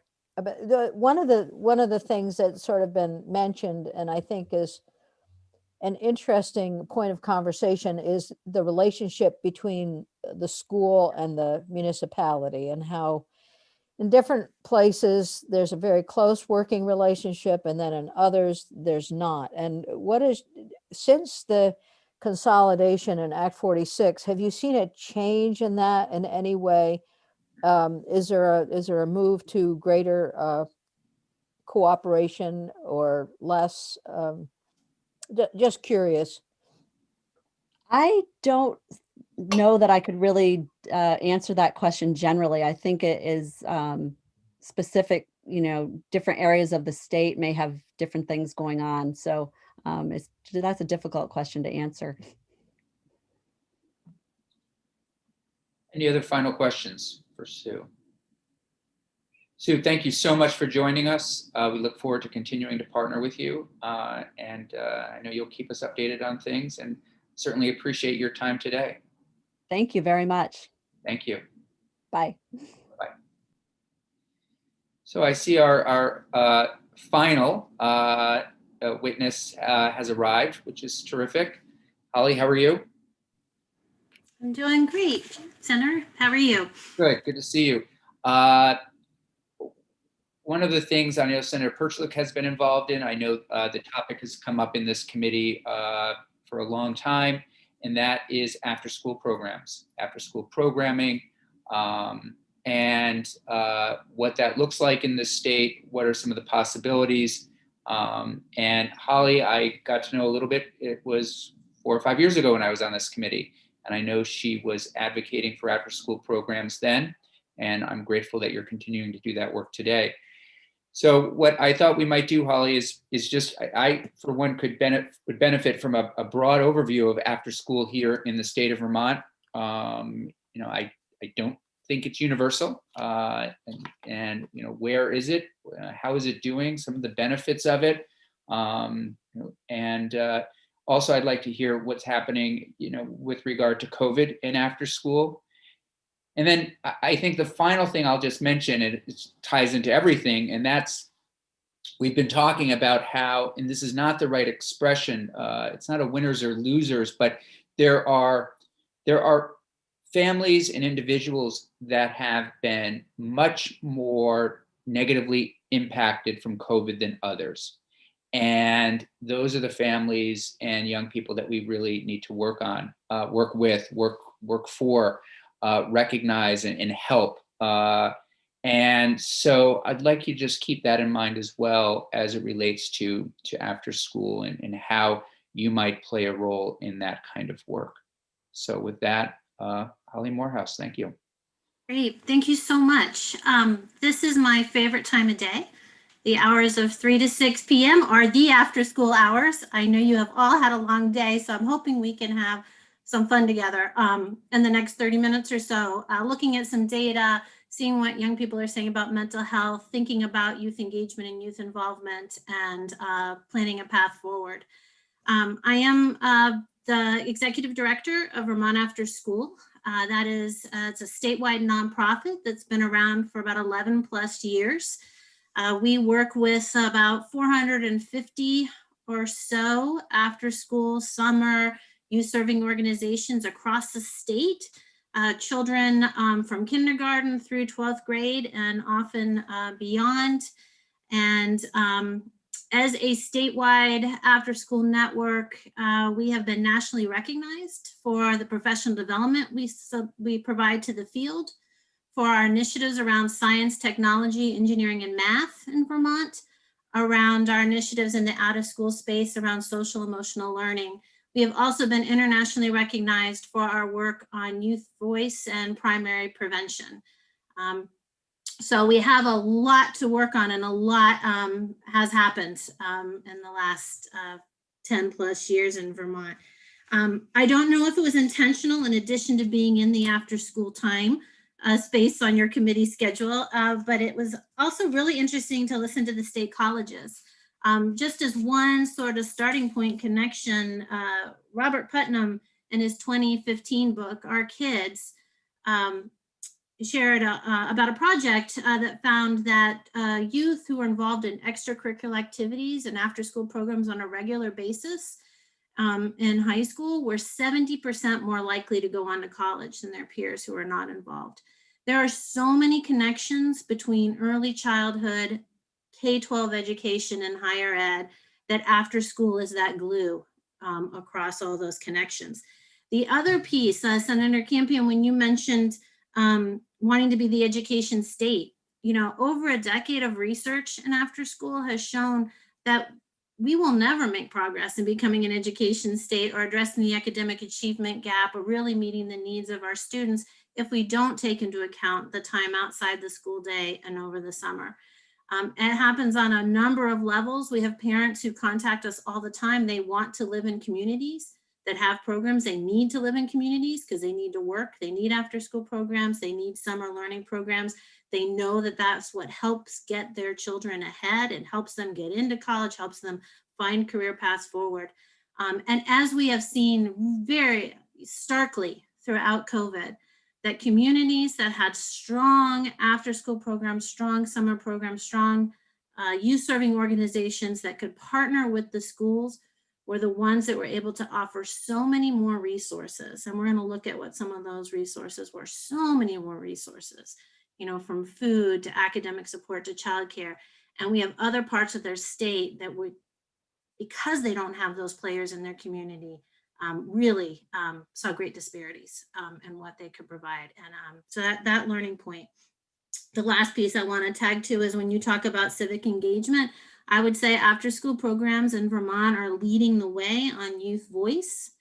They are using models of youth councils, participatory budgeting, putting dollars in the hands of young people to make decisions about what positive change looks like in their community. So when you have those conversations, I hope that you will take into account that work. There is also a bill that some young people have been working on with Representative Lanphier to create a statewide youth council. And I think that that ties well to goals around civic engagement.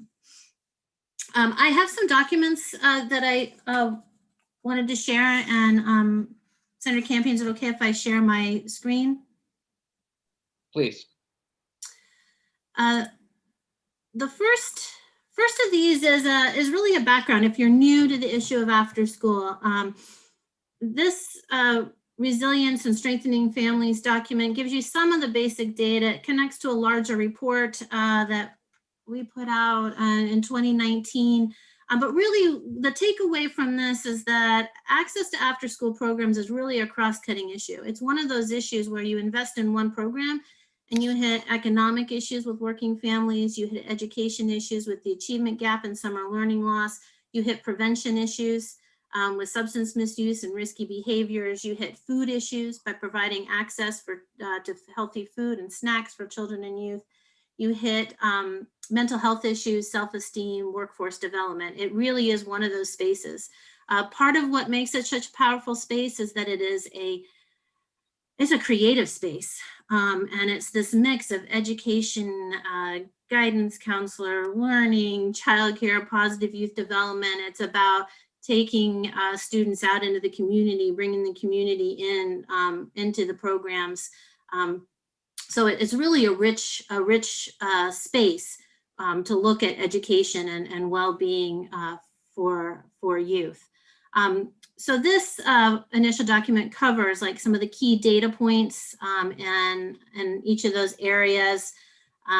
Actually, the legislative working group that Senator Campion and I were on together did a return on investment study that you see noted here with support from the National Conference of State Legislatures at that time. That study has been replicated nationally, and you'll see some of the recommendations at that time, including this connection to the Vermont Youth Declaration of Rights, which was done through after school programs, and this elevating and amplifying of youth voice. The second document that I wanted to share for some background information, does it show when I just flip over to the next document? Are you looking at a document that says America After 3? Yes, Vermont, okay. Vermont After 3, yes. Vermont After 3, thanks. Yes. So this is part of a study, and I'm sharing this here because this is very recent data. It came out in December 2020. And this is a national study that's done every 5 to 6 years by the After School Alliance. It's based on a parent survey, and they also do enough surveying in their methodology so that they can have state-specific reports for every state. Couple of things to notice in this report. One, Vermont, for the second time in a row, ranks in the top 10 in the nation for our after-school programming. I mean, that is something to celebrate. We rank in the top 10 for these numbers I'm going to show you at the top of the second page. Safe environment, high level of parent satisfaction, 96% of parents saying that their after-school programs have knowledgeable and caring staff. We still have great need. About 39% of children and youth who are not currently in programs would be in a program this afternoon. It's over 26,000 students. So in these hours that we're sitting in right now, 26,000 students in Vermont would be in programs this afternoon if more were available, accessible, and affordable. You'll see that that is actually an increase when you look at the bar chart in red, orangey red over here from 2014. In 2014, we were ranked 4th in the nation. In 2020, we were ranked 9th in the nation. So still in top 10, but some decrease because there are a few worrying numbers. Another number that I want to draw to your attention is this number in the bottom in the center, 14% of children in after school who are from low-income households. So top 10 in the nation for the quality of our programming. We know how to do after-school programming well here in Vermont. However, we were 51st in this national study because DC was in the mix. 51st in the nation for the percentage of children enrolled in after-school programs who are from low-income households. We have a real issue around access. And I'm going to take you to the last page to look at these 3 bars on the left. Because I asked parents, so what are the barriers to participation? And 3 barriers came to the top. Lack of available programs. We have areas of the state that either do not have any after-school programs, they do not have any summer programs, or they have a few and there's long waiting lists, so you can't get into them. There just isn't enough to meet the need. Programs are too expensive was the highest barrier. And I think that ties to that number that we just looked at about access, especially for low-income families. And then the third is around transportation. No way to get children to and from programs. So those 3 issues, Senator Campy, if you remember, they're very similar to the issues we looked at 5-6 years ago, right? There's areas of the state that are underserved. There are barriers around cost. And now this new one sort of rising to the top around transportation.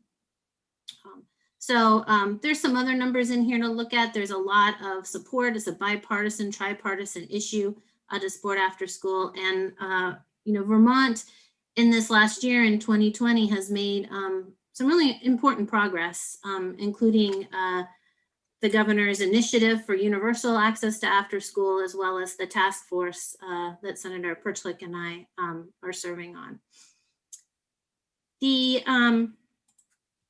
The third piece is my testimony, and I gave it to you so you have it written down. You have my thoughts there, but I really want to hit on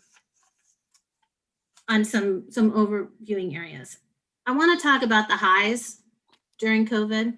I want to talk about what we saw in some of the lows.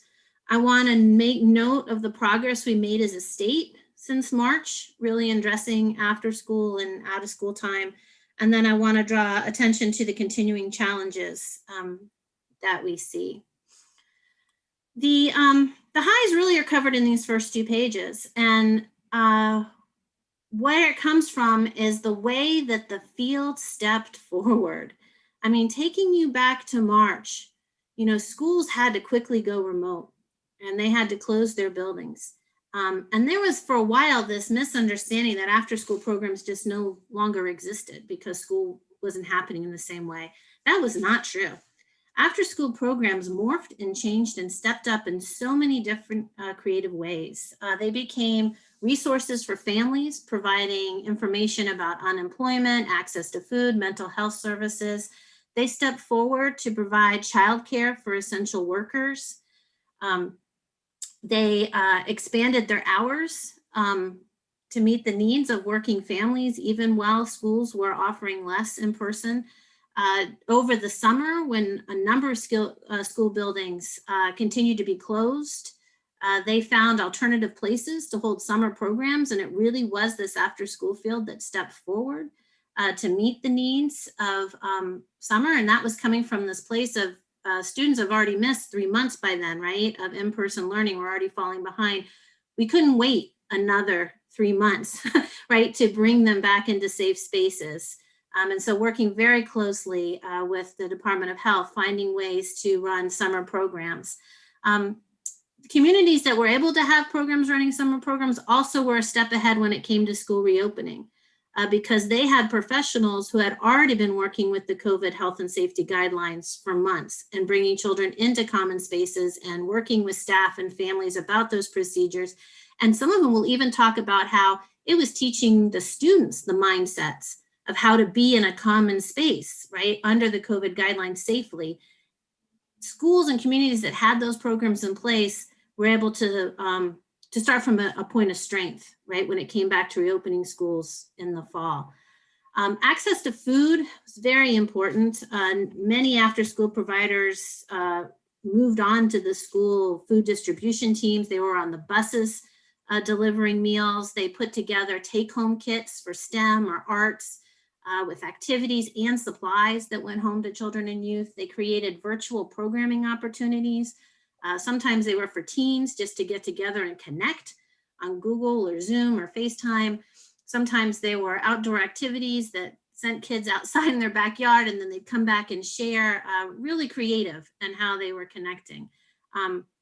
A lot of attention as well from the professionals in the field around the social emotional needs and how to combat the loneliness, isolation that young people have been feeling throughout the pandemic.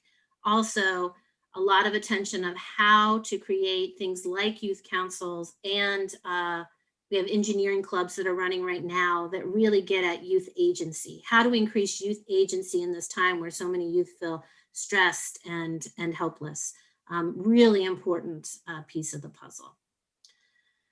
Those are some of the highs. Some of the lows, well, the disparities, I will say. You had parts of our state, when you look at September, where schools, elementary schools in particular, were in person 5 days a week, maybe to 11 or maybe sometimes 1 p.m. And then an after school partner was running after school programming until 4 or 5 in the evening. So if you were a family living in one of those communities up in the Northeast Kingdom or the Windsor area, you had programming 5 days a week between school and after school, almost for a full workday. Further south, many of the school buildings were closed. There weren't as many after school partners in that area to begin with. And there were communities where families had absolutely nothing as far as resources for their children around in-person instruction and support. You know, the disparities really were painful to see. Another kind of low was something that developed in our state, I would say, and I think as an education committee, this difference between school day teachers and after school professionals, and how we view them and how we talk about those fields, those two different groups of professionals. When, as I said, when schools could not open, when there were remote learning days, it were the after school professionals who stepped into those spaces when teachers could not be in the classroom with their children. When after Thanksgiving weekend or after the winter holidays, when schools were concerned about having enough teachers to have staffing, or because people had wanted to travel or visit family or so forth, you know, they turned to the after school programs to see if they could run programming and make sure that they didn't travel and so forth. So, you know, anytime that we're providing supports for our teachers around testing or vaccinations, I think we really need to be thinking about this youth serving field as well, because they are playing such an important role in so many different ways. I think the other challenge has been the cost of programs. Capacity has been lowered. It was about 50% over the summer compared to pre-COVID, as far as having capacity to serve students in summer programs. In the fall, that picked up in some key areas, especially where students could come back in either through the remote learning hubs that the governor's initiative set up, the childcare hubs, or through partnerships with their school. However, even the child care hubs initiative that the state put out, it only allowed for operating costs for the first month. And the assumption was that parents would pick up the cost of tuition or participation fees after that first month. Sometimes you had a parent taking a child to a school that is their main school on a remote learning day in the same building with some of the same staff, but because it was a remote learning day, the parent had to pay, right, for the care and support in that same school building. And for parents to pick up, 6 extra hours of care, up to 30 extra hours of care, was quite a high burden. So I'm hoping that as we move forward and we look at the winter and spring and the needs of families and the reduced school schedules and who and how we're going to pick up that slack, that we can shift some of that burden more towards state and federal dollars instead of having it fall on parents. Progress, great progress, I would say, in our state. I'm very proud of the state level of collaboration between the Child Development Division, the Department of Health, the Agency of Commerce and Community Development, especially around the hubs, those child care hubs. I have not, in my 20 plus years in Vermont, seen such rapid and deep level of collaboration to stand up a support and an emergency system for working families and for students, as I saw with that state level of collaboration. We also, as a state, I think, started recognizing that childcare needs don't end at age 5 when they go to kindergarten, right? We really started to understand that childcare needs continues throughout the elementary years. And really, I would say middle school. Some of our initiatives didn't go all the way up to 7th and 8th grade. And that's really when you want kids, right? And supervised and supportive programming with caring adults, not engaging in risky behavior. So really thinking broader and more connected about our childcare needs. The continuing challenges, many of the supports that Vermont put in place, such as the child care hubs with the CRF dollars, has ended in December. We still have programs that are not fully back. We do not have any more funding for hubs through that funding source. We also did not, as a state, help cover places, as I mentioned, where after school programs had to expand their hours and didn't receive any additional funding to do that. So maybe instead of running from 3 to 6, they were now running from 1 to 6 or 11 to 5 or something. So many of them are burning through their budgets quicker in the year and have talked about maybe having to end and not make it all the way through the school year as a program. So that's another thing to watch for. I wanted to tag also, as we look forward, I want to stop sharing for a second, and then I want to share, this is, am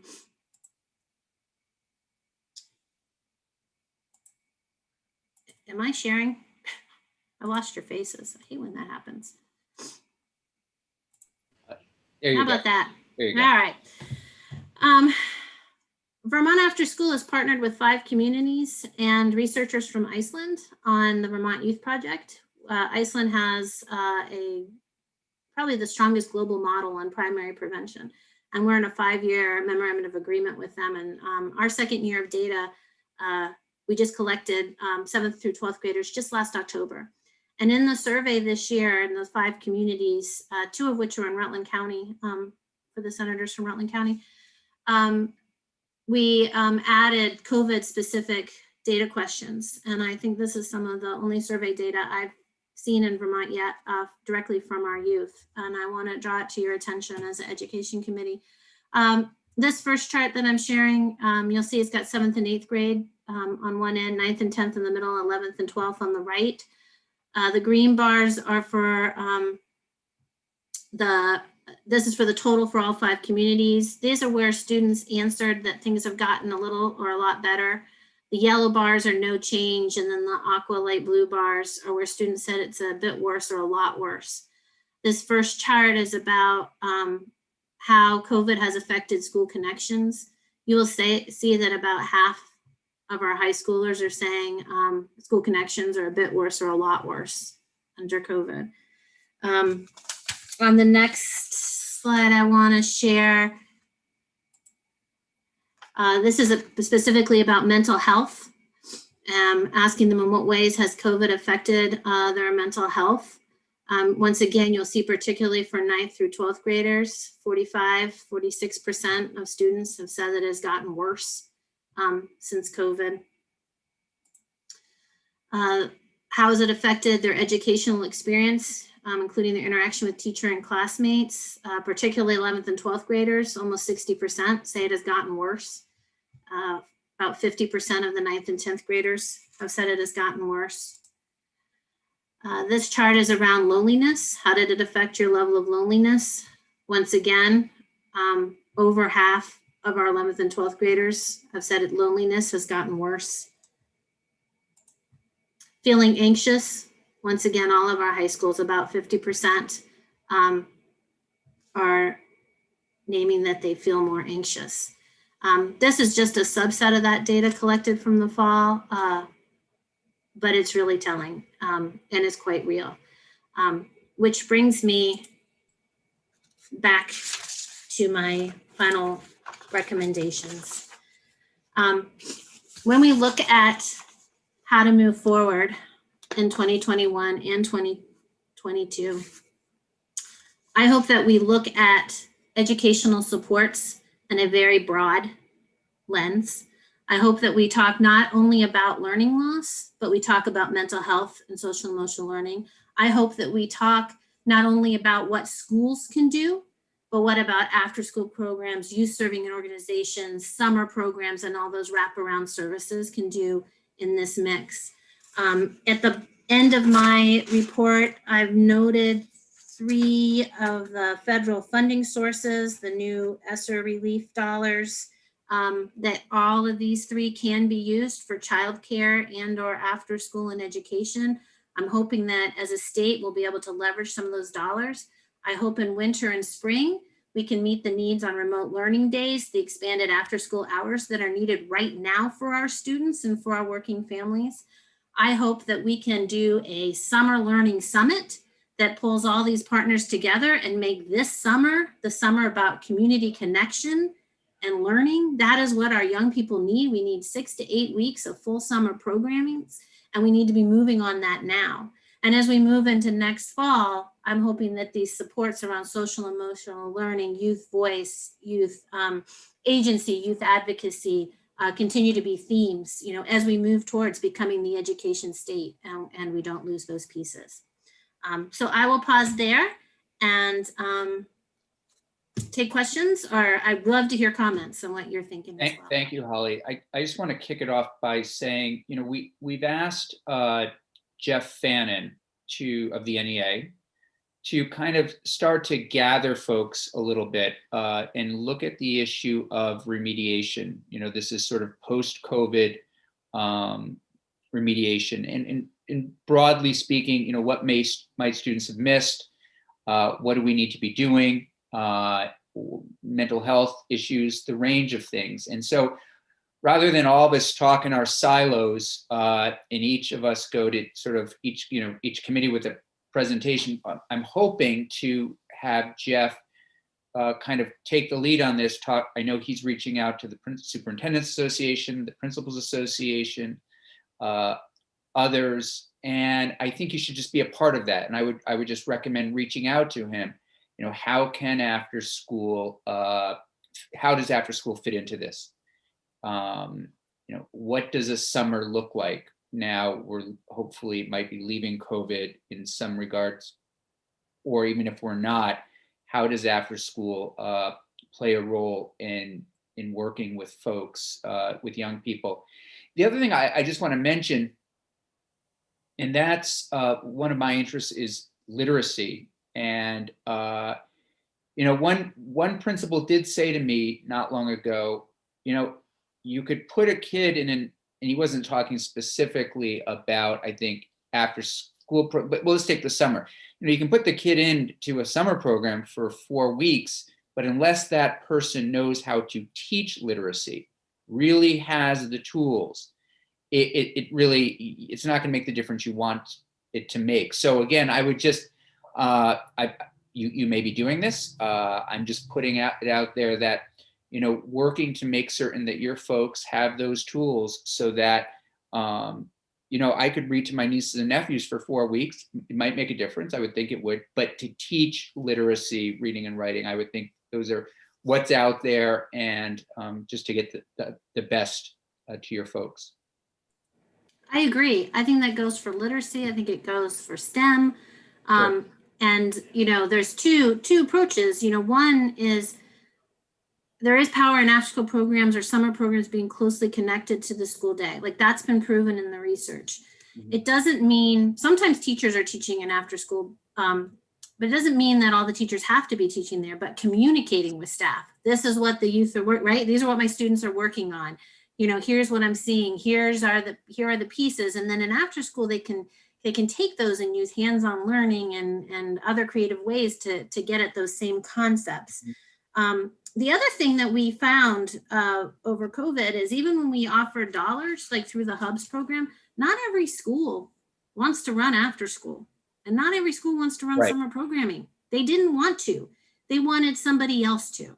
So I think that we need to be careful of not falling into assumptions that they all do, and to make sure that we set up systems for universal access that allows for that flexibility and diversity, and then strengthens those connections, right? So that we don't have some programs that are really good at literacy because they have the teachers in it, and some that are weaker, but really we've managed to put in those different layers. Yes, Senator Lyons, please. So Holly, thank you very much. I think your day is probably as long as ours has been, but one of the things that I greatly appreciate about after school is it really means out of school, and you know, so it's not necessarily, it doesn't necessarily have to be affiliated with an educational institution, and I think that makes a huge difference. And also the models that you bring to us with parent and community involvement, which is so terrific in other countries. And I'm just wondering what community members, organizations, and groups have stepped up to fill in some of the gaps, perhaps where the school isn't interested. That's a great question. So the most relevant data I would say is both from the summer and from the child care hubs. Where we saw established after school programs and community organizations like King Street Center or Sarah Holbrook Center, right, who are already working with youth, right? They stepped into that space. We saw parks and recreation departments move into that space. That's a whole nother agency, right? They were working with the Agency of Commerce and Community Development, not Agency of Ed, not Child Care Division. And all of a sudden it was like, whoa, over the summer, we got to connect to them as well and get them connected to the Department of Health and how to do this well. So, and they continued throughout the fall to fit into that space. We saw a number of arts organizations really expand their programming and offer full day camps, both in the summer and throughout the fall. We did not see, we had a number of employers contact us, you know, hospitals and other large employers, feeling that they wanted a child care center or an after school program or a remote learning day hub in their building, and maybe they had a space. But as we got further into those conversations, they actually didn't want to run it themselves. You know, they wanted the Y to come in or somebody else to come in and run it. And then it became tricky because to set something up for a remote learning day, that as soon as the students went back to school, transportation was going to become an issue, right? Of how you get them from the school to the business. It created some other logistics. So those didn't pan out in the same way.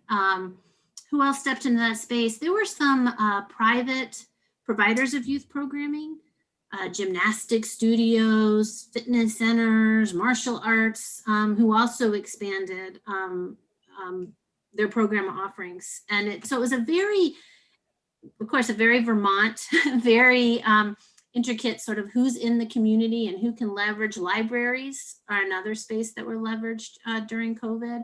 And I would say are really strong partners in this out of school time space, because you're absolutely right, Senator, that it's after school, it's weekends, it's summer, it's in service days, it's school vacation days. It's really any time outside of school. So it's really a variety. Another lesson we learned was we had a community where the school partnered with one partner to offer programming on remote learning days at free or very low cost. And that actually hurt some of these other providers who were having to charge, because they had families signed up for remote learning days to work with them. And then once this low cost option came in, families shifted over.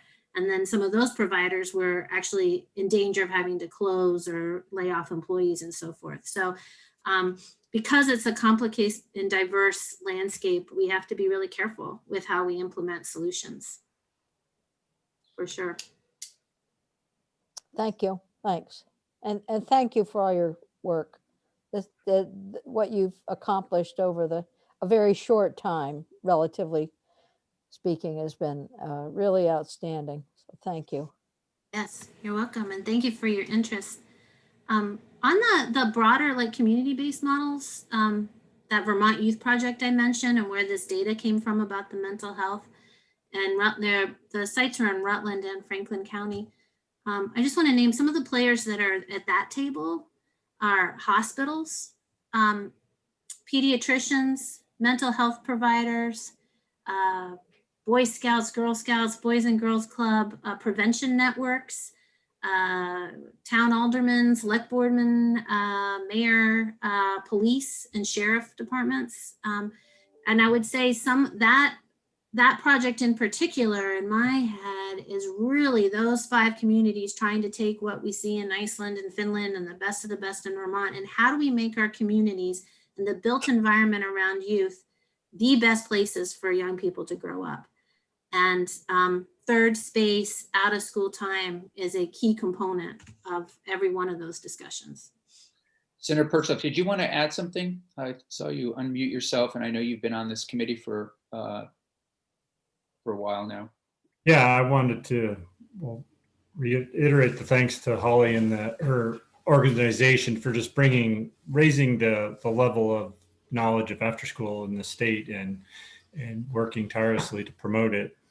And you know, it was kind of a new, even though we talked about it last term in this committee, I was being on the task force and having to look at some of the research and what others are doing that come to really appreciate how valuable it is. And if we want these kind of self-actualizing youth and good citizens that we talk about civics, or we talk about just things like literacy or other academics, after school just is extremely important. And whether it be something like tutoring or other activities, that it's just incredibly important to provide the well-rounded individuals that we want to be the leaders in the future. So I've become a real evangelical proponent of after-school programs at this point. So no questions, but just wanted to say that. Great. Can I ask Yes, another question? Please, of course. So, yeah, and it was triggered by Senator Perchlik, but so all of the great things that are going on, and it sounds like a lot of these programs are different depending on where we are in the state. But your goal is to have this fall into place as an ongoing system. When are we? I mean, do you feel that there's any seamlessness that's been developed? Is it self-perpetuating at all at this point? I mean, there's a lot of energy that you and others are putting into keeping whatever programs are in place going and developing new. Do you feel that any of this is becoming sort of community perpetuated? That is a fun question. I do. A few things. We do have common standards around quality and what a quality program looks like. And that took a lot of years to get to. And there's a lot of buy-in about what quality looks like and what kind of training staff need. And we have a very strong network across providers. I mean, early on in COVID, we had open calls every single day, and they had lots of people on them, you know, and talking and sharing. We have places in our state that have had strong programs for so long that I don't think families can imagine not having them, you know, if they were to go away. Now, most of those or many of those are funded through federal dollars. And they have, for instance, like the 21st Century Community Learning Center grants, which are big 5-year grants. And we have places in the state that have had those for 15 plus years at every single one of their schools. And so it's really strong and ingrained there.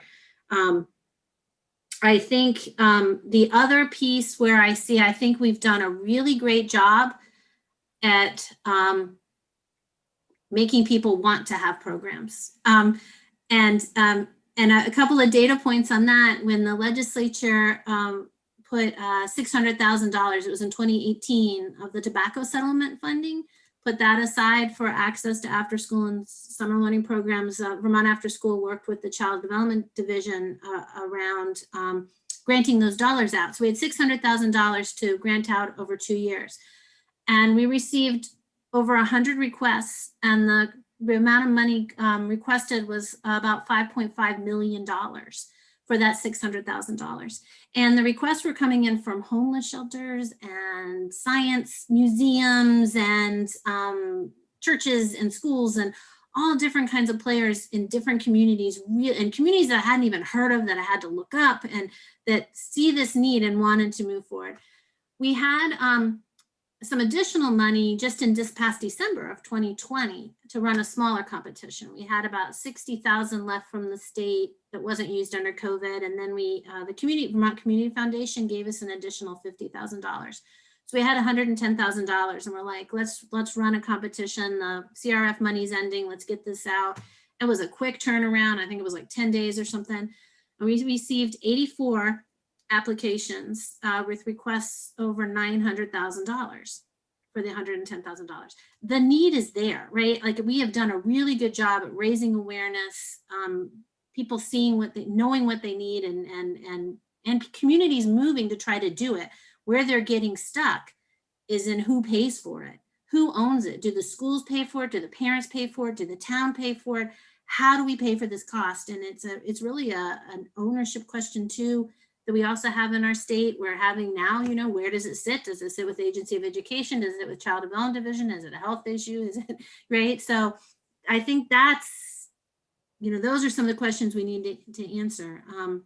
But yes, I absolutely see strong leaders, great quality standards, places that can't imagine not having after school, and lots of hunger and interest, and places that don't yet have it. We're really poised to solve this problem. And I'm so excited to work with all of you in this biennium on it. Great. Thank you, Holly. And thank you for joining us today. And you'll reach out to Jeff Fannin. That would be great. And you'll keep us posted also on ways that, of course, that we can partner with you. I don't know if there are any actual bills in at this point related to after school, but I certainly know that you'll be on your way down to appropriations to talk about these things. And we'll be working closely with the Appropriations Committee to help guide their work. So thank you. Awesome. Thank you so much. And in the spirit of after school, everybody needs recess and a healthy snack. Thank you. Thank you, Holly. Well, great. So thanks, everybody. I appreciate it. I appreciate the questions, the conversation. Tomorrow, we are, as you know, jumping into the world of ed funding with joint fiscal with Treasurer Pierce. And then we'll have a break and we'll move on to broadband, an update from Commissioner Tierney. Two things that are going to be coming up next week that I believe one of which Jude sent to everybody and the other, I believe Senator Perchlik sent. Those are two reports, one on the weighting study, which will we'll hear from folks next week on that. And the other is the Select Committee on Higher Education. We have about an hour and a half next week where we will have the consultant, Brian Prescott, in with Senator Baruth and President Joyce Judy, talking to us about their work and their findings, and update us a little bit on things from their end. Any Senator questions, Campion, please? Yes, Jeannie. just a reminder to name Oh. or elect a clerk. Elect a clerk. Yes. Senator Perslick, is that why your hand was up? Because you wanted to volunteer? I'd be happy to be the clerk, but I had another thing to mention. Please, go ahead. And I thought I'd mention it today instead of tomorrow when Commissioner Tierney is here, just to folks know that Commissioner Tierney is my boss in my day job. So just I work at the Department of Public Service. I don't have anything to do with broadband. I work for the Clean Energy Development Fund, but it is housed within the Department of Public Service. Thanks for that heads up. And I probably should have given folks a heads up yesterday that my boss, President Walker, was going to be here today. It's a small state. We all wear multiple hats, especially in order to, to suit our interests and as well as to, just get things done. So I appreciate that heads up. And on the note of clerk, is there, I honestly, I don't want to force anybody into this position. The clerk takes the role, the clerk, records votes. I suspect if something were to happen to myself and Senator Hooker, the clerk, no, I guess it's the ranking member would pick up where we leave off. Senator Perslick, is that? Yeah, no, I'd be happy to do it as the one returning member, although you don't need to be returning to be the clerk. And it seems like sometimes they stick with one of the newbies, but I'm almost a newbie, so I'm happy to do it. All right. Yeah, yes, Senator Hooker. I'm going to nominate Senator Chittenden because I nominated Senator Terenzini in health and welfare. But I'm happy that Senator Perchlik has volunteered in that spirit of volunteerism that's so strong in this state. And I think, what is it, like $1,000 you get? I don't remember what the clerk gets. Yeah. Oh, it's down that much. I thought it was like 5. It's a tough time. If you need any help, Senator Perchlik, I'm happy to co-clerk with you. There you go. That's right. If he's absent, we know who to call on. Good. Thank you all. Look forward to seeing you tomorrow, and have a great evening. Senator Campion, can you? Yes, I'll stay on with you, Jeannie. Okay.